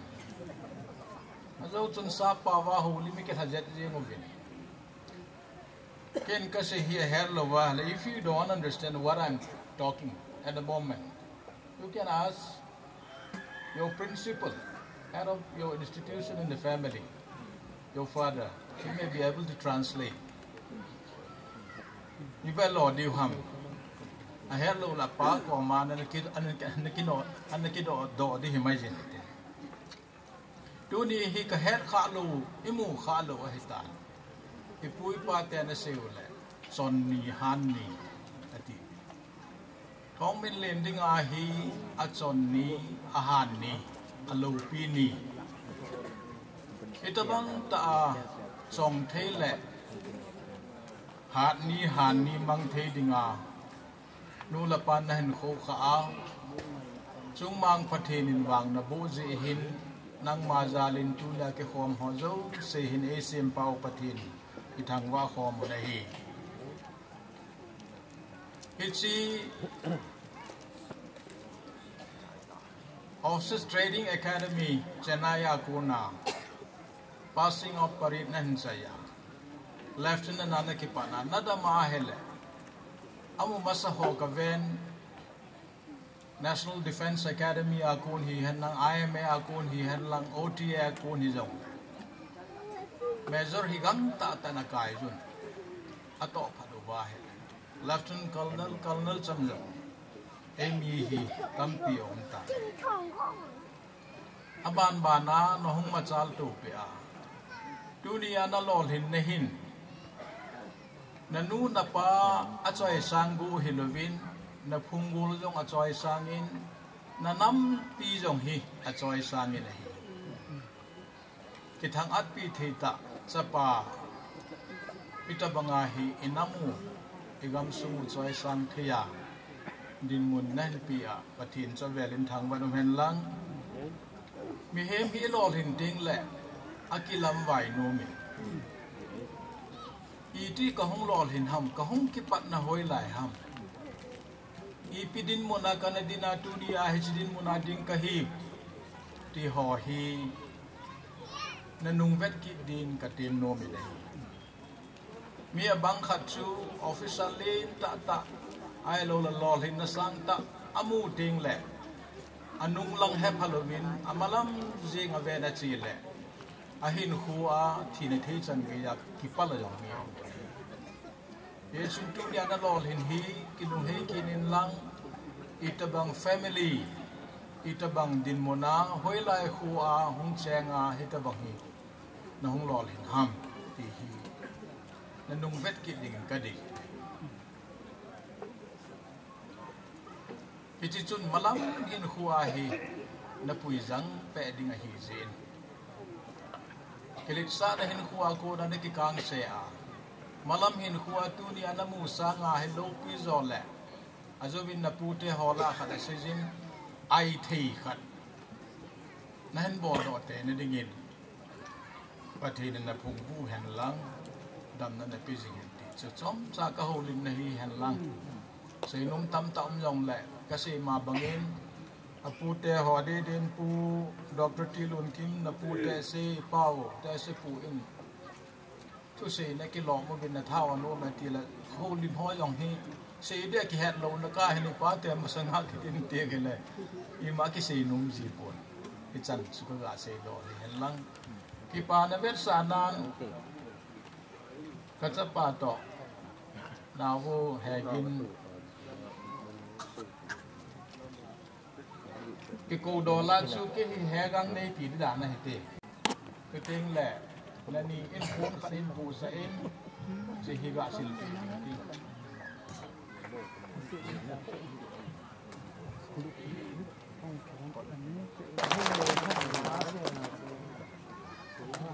Sukit le Pusich Azang Khungsai Kukin be President Manipur in summi ten zong kipa thilpi na nei no movin hiji phat zong chu in summi ten ibol pai pai divin kahin ti me mi pin khut na bank kit oite kipa min tua aban hin zom pai ngal dingin Khungsai in pi general headquarter hung hi in ten amo cái mà chẳng có gì là anh dùng các cái bọn anh ông yêu sĩ cái bao nhiêu ngoài không chịu hết thì không ihe vì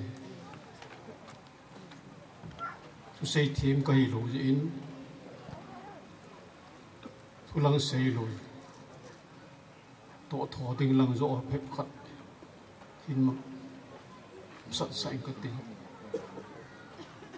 ông xây in xuống cái lời khom nó dắt xuống neo chả chả ông sầu sầu lên rộng ông mình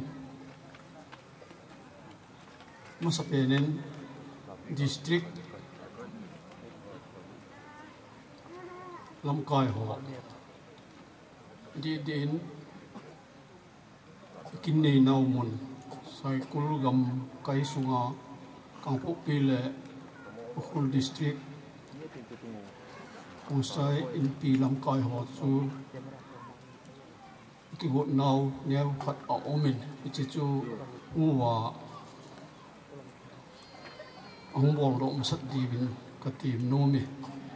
tôi bảo ngã chú district đang ở trong chỉ cái nào ông bảo cái part chú xây đó đấy, thì bên ông im mồm đấy, chỉ part xuống ai nó không đi bên trong cái team cái nôm ấy, cho nên ông sai students organization nào làm cái hòn rồi, chỉ part thì là hôm đi vào cái team ấy tua hi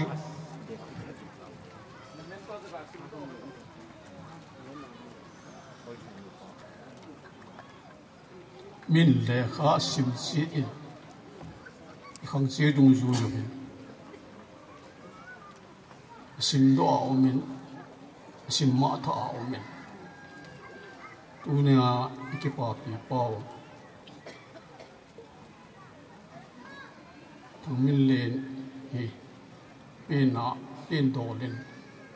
cụ cái năm sunga Khungsai chapa khát số ahin là ama banga hin sim do a miso hi hom cha ahin ông miso la ama hi tu nai ke pa pi thing chung ahin i pau patin e thangwa ve sim do la khat ông hi to ke honin aban te jong la hen ku ke ho in soi sang ding na hi e ti tu sei ma sa hon ase ji win ken jong kan ve se ki e hin nang ma na to na ding hi uniform service a hin atam zo a uniform a ki won ding na hin na ki won lo ku tu ni to banga civil functional na yaw ni kum teng le nam na choi sang na dinga chu ke ma sanga ding po khanin jong west coast ho na pe win pon na sil pe win nek tai jong na pe win hoi chu ta le tua ken kan a pe ding wa individual hin hai ta lovin Khungsai sapa sanu yo sen ate khang ka bon sawa kanei sunu pathina ko na wang kanei chu khan pi naw mel si na dinga sang khol khat khan a pe de hin iti chu tu ne ta banga ki khop na civil ki khop na la na ha na kom om te na ke a nam pi u ki chapa Khungsai chapa ka hi ti chu na choi sang jing ji di de na chu i sang khol khan a pe de hin na ke a jing ji a na thei no mun zo sia na dinga kan ti ma hi tu nung tu ban long le no ba na phung lo thing jingin lang phung sung nam sung min ho hi hin soi sang jingin ti hi ka sei the khom le in sung pum pi thalenga ka wang bo na chu itanti.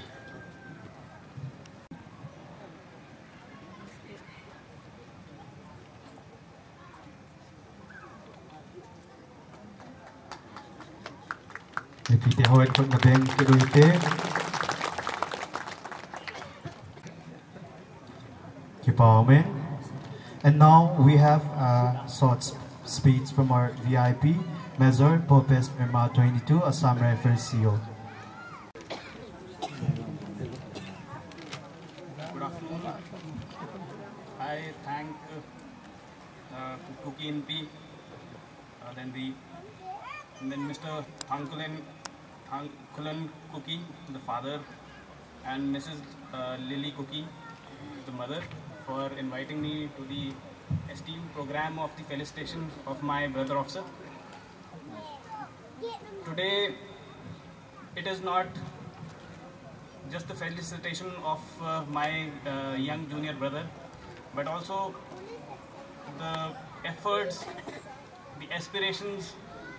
the foresightedness of his father and his mother, who has paid, who has helped him to become an officer, who has helped him to reach this place. It is the more than 80 years of experience of his grandfather serving in the INA, a freedom fighter, and his father serving in the Indian Army for more than 30 years, that he has become what he is today. And I congratulate him for living up to the standards of his family. And I also urge every parent in this area to do the same to your children, to make them go ahead in life for the places where you could not be in your own lifetime. It is how your family, your name will survive in this universe. Again, it is just the beginning for him. I was there, he and I have trained from the same academy. I have come from OTA Chennai. It is just the beginning. So I would tell him, as a brother officer, as a senior officer, I would tell him to be good, to be compassionate, to be forthright when divulging his duties. I would also advise him that people should not follow your orders just because you are a senior. People should follow your orders because they love you. And that is the most important thing that you will achieve in life, the love of the people you command. Moreover, I know, seeing his previous background, that he has studied from military school, Chayal, one of the best schools in India.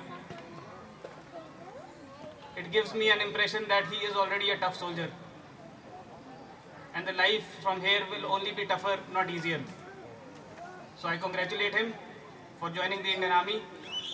And for any help, do let me know. I'll always be there for you, brother. Thank you. Thank you so much.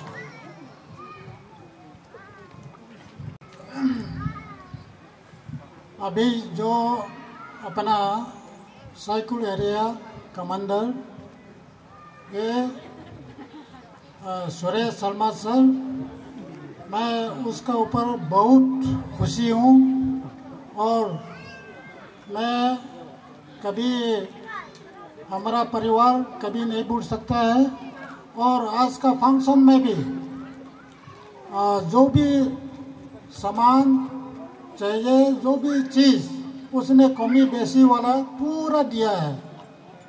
और इसके लिए और मेजर साहब को मैं धन्यवाद देता हूँ।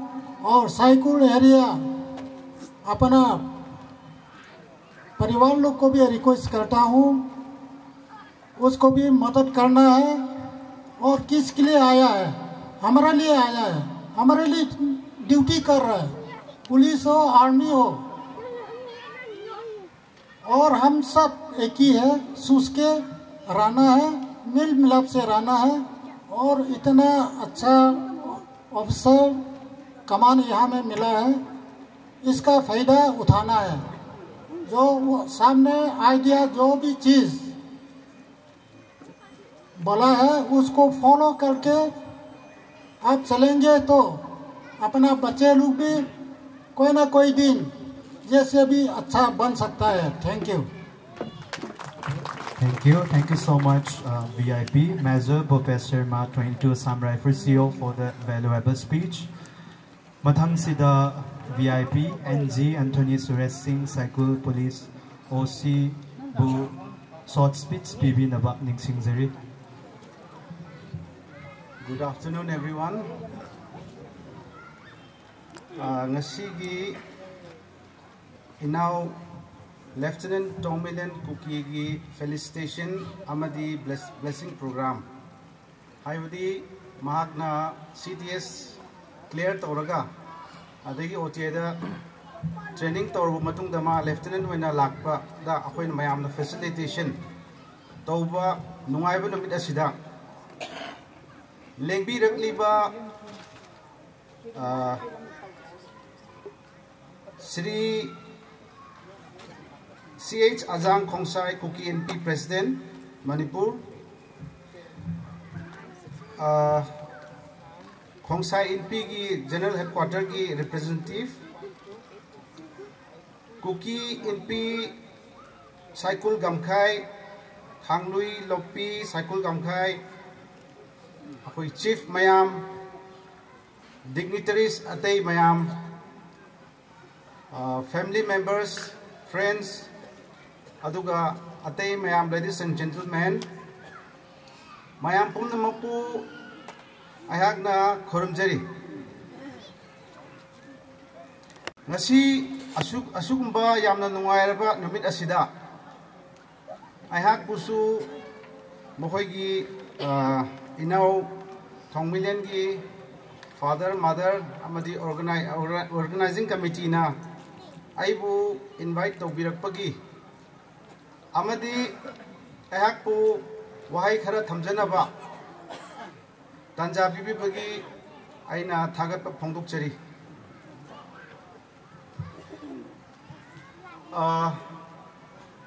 ahan maktada aina akhoi inaw Lieutenant Thongminlien bu congratulations tawjari aduga nungai ba phongduk chari mahaki achievement Pangbagi Damakta. Akoigi NBA Gumba, Adagi CDS Gumba, Sigi examination clear to Raga, officer and army the armed forces the Changbang and Bahabasi, Achoba achievement amani, hiding me. Masi Pangnabagi Mahagna Yam no Honoramgani Maramdi. Mi khudimangna phangba waba post ni mahak personality leibatai larik haibatai leadership quality leibatai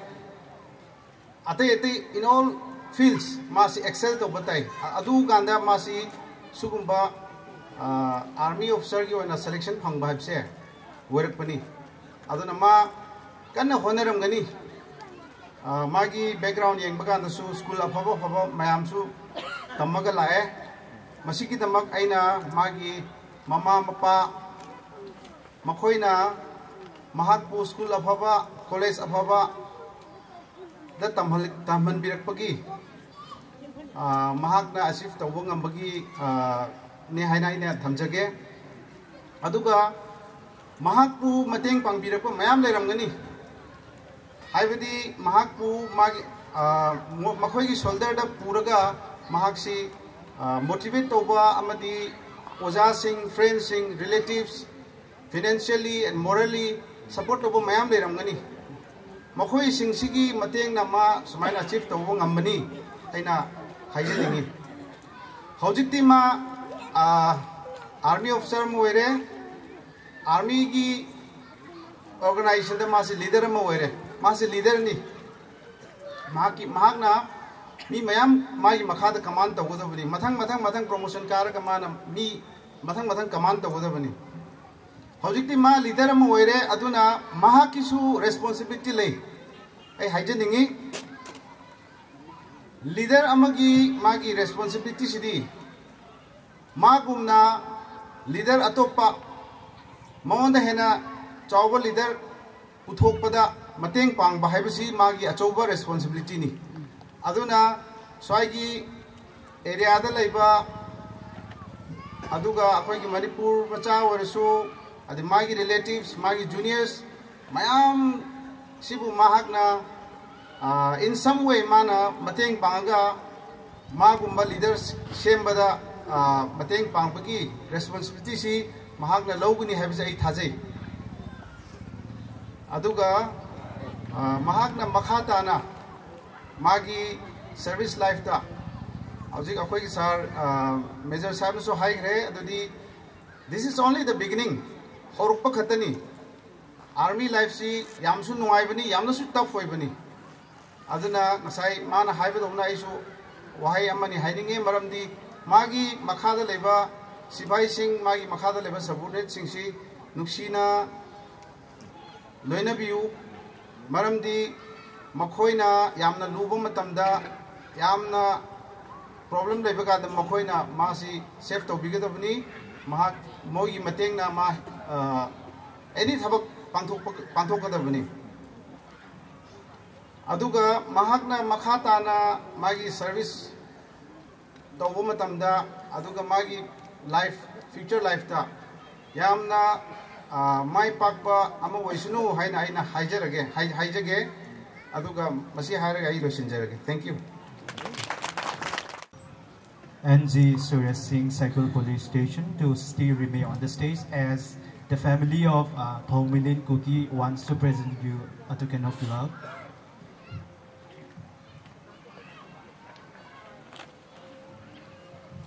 Kipaumin VIP ho Phat Chan Chung He Intin Tuin In Sung Media Akon in Phat Chom Cha Hong He Intin Chi Hong Ki Chai Chai Le Tunia Kin Nei Pa Lieutenant Thongminlien Kuki Ama Phat Hong He Ding A He Ngai lu num ta sayang ho bung ni te tu ni ko wa sapa Thongminlien ni ho bung ni te ngai lu nai ni presentation dingin bel phang khat ama min ngai pin ko sunga ho bung lam ka ho khan ni lu se ten ni ji bel lu la pi lo chu pan te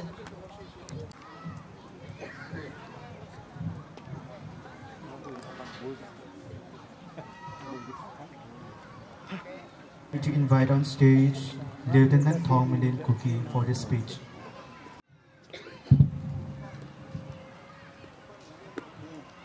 To Dr. Tilun Kim, members of Kuki NP, Khongsa NP, chiefs of villages, Major Bhupesh, Suresh Singh, Cycle Police OC, ladies and gentlemen. It's such a shame that I know I can't speak in my dialect, knowing the fact that my people, the Kuki people, have organized this function for me. But in the words of one of the officers that I met, he said that the relation is always inversely proportional. You learn one thing, and then if you're gonna miss on the other, you're gonna learn other things also. At different intervals, I know I've experienced a lot of things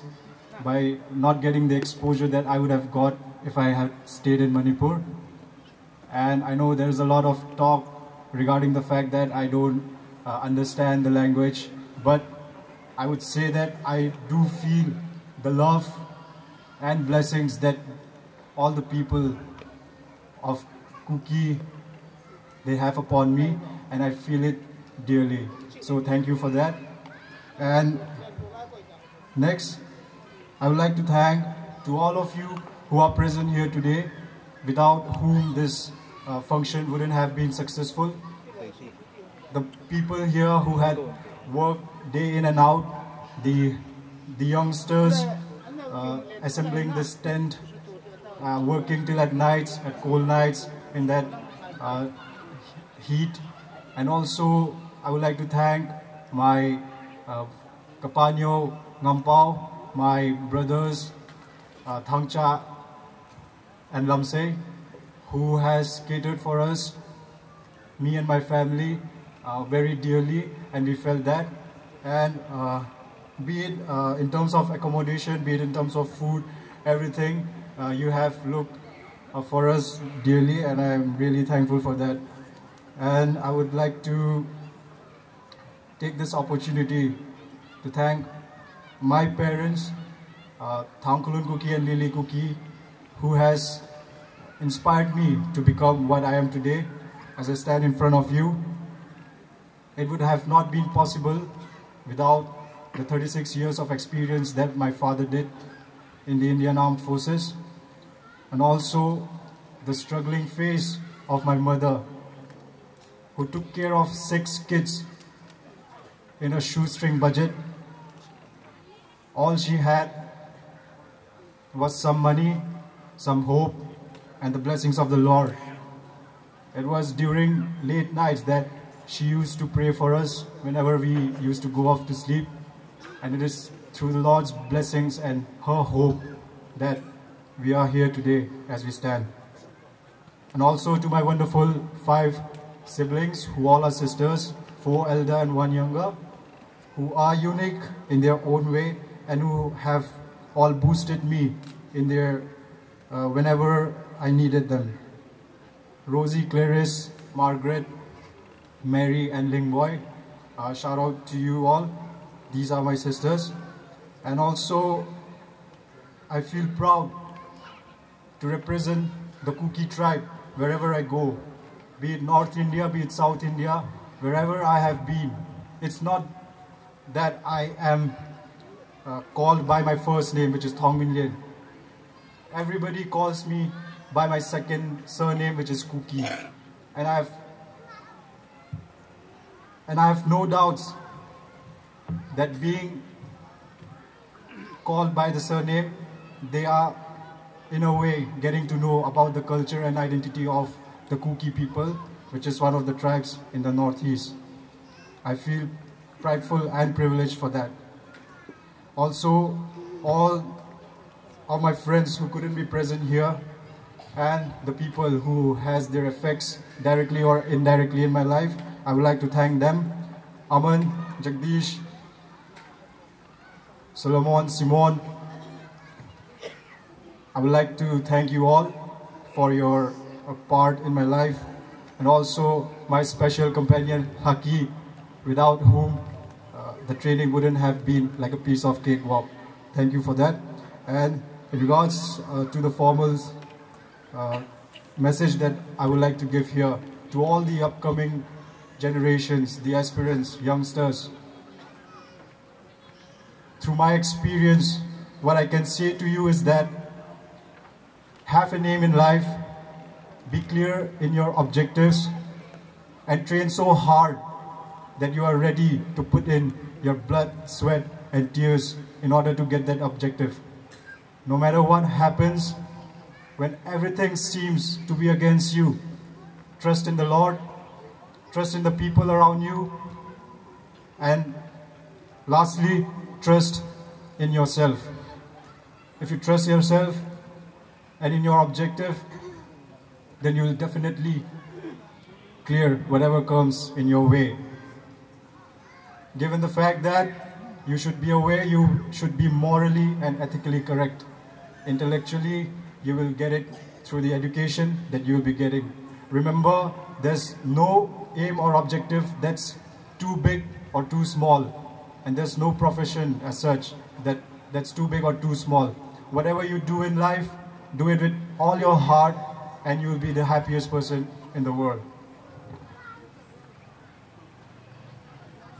And in the end, I would like to thank the 22 Assam Rifles also, the Bais Bahadur, who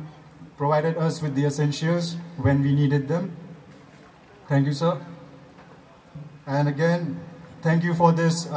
felicitation program and blessings. I really do feel privileged and prideful and blessed through all the gestures and speeches that you had made for me. And at last, to all the people who are hearing me out, my message, my time here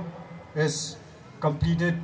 and fulfilled if even one of you is inspired by it. Do it for your identity, do it for your culture, do it for yourself. Do it in a way as such that until you attain what you have aimed for, and you can say proudly to yourself,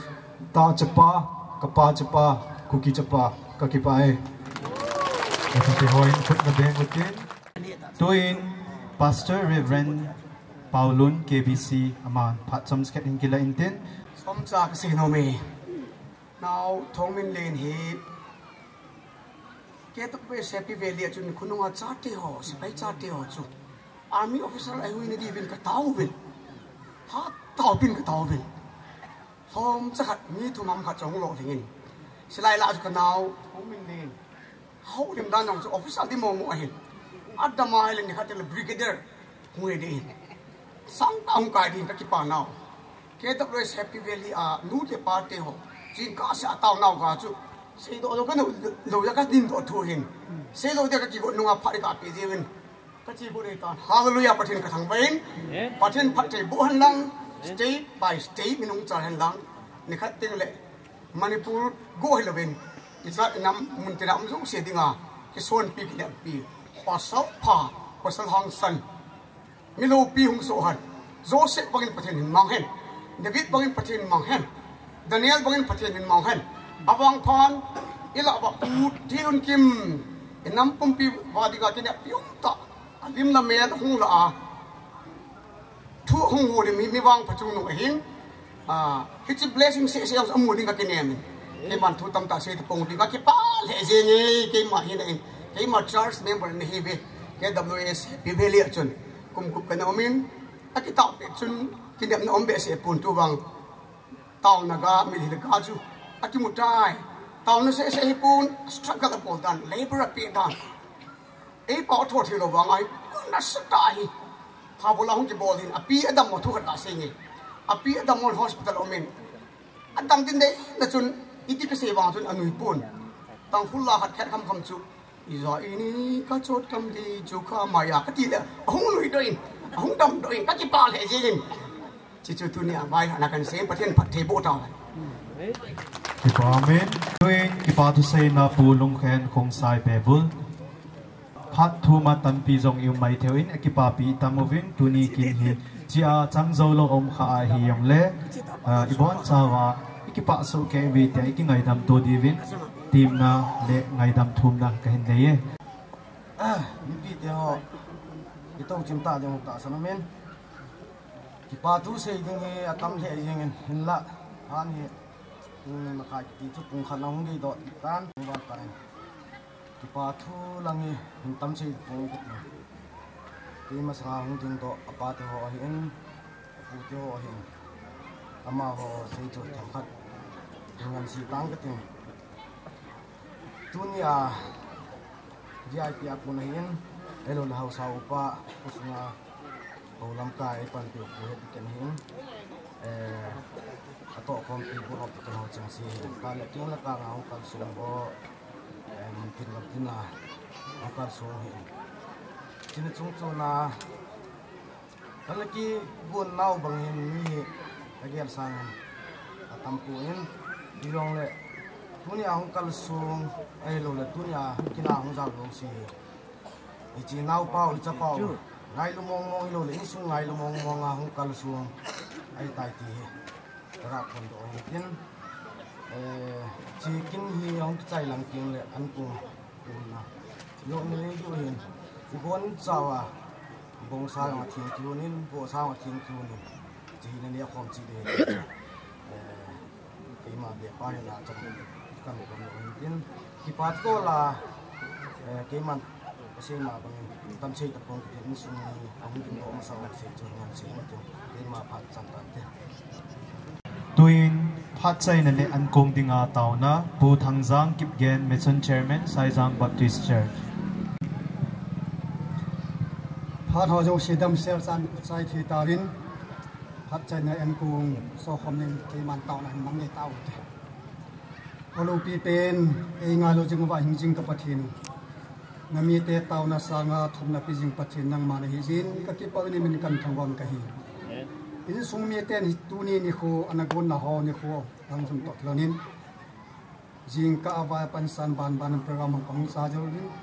thu se la sa ho hi za ka ju si tu hin phat hum kha na hitan tu ai in sung mi ten ngai lu na za lang ki khom ni naw to so khom ni en kong an gung ngi ich en kong hi kan so khom de hitan ani ha jo se denga ta sa dam thina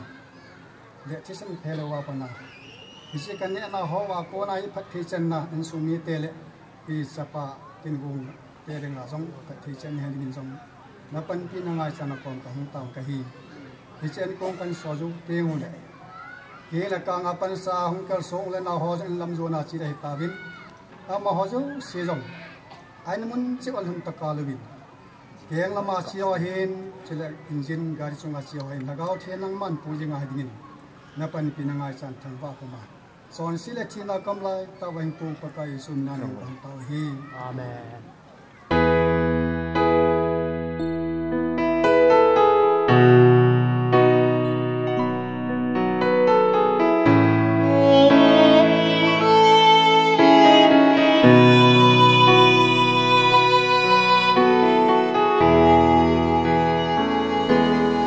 kum sang ni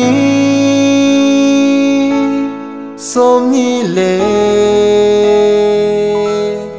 ni phal tha ni thum ni sing sung khang guya dia vẫn chơi thong min lên lo thìn kipana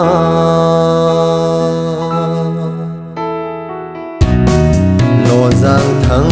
hen tu ni hin chung mang pathe mi ngay lu le khutu na ha thei na ho kat chan za lun kat choi mang pa cả thang nghe chung mang pa cả trôi lâu pi na thang va na kape kipa lo hin na ei kapaka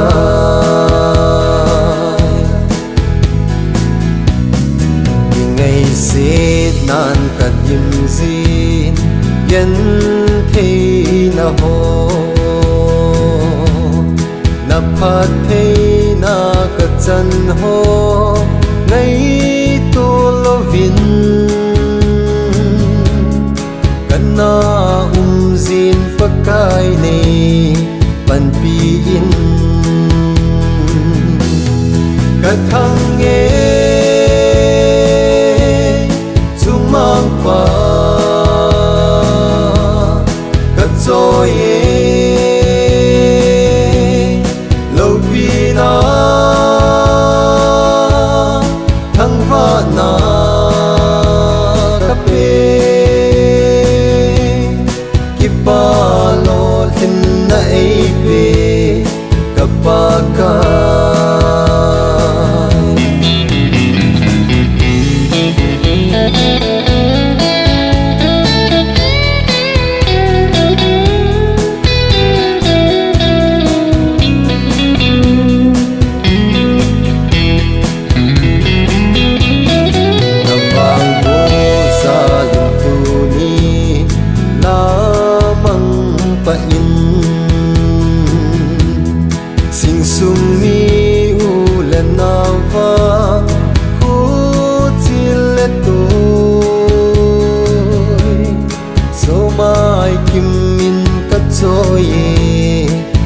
mang pa cả thang nghe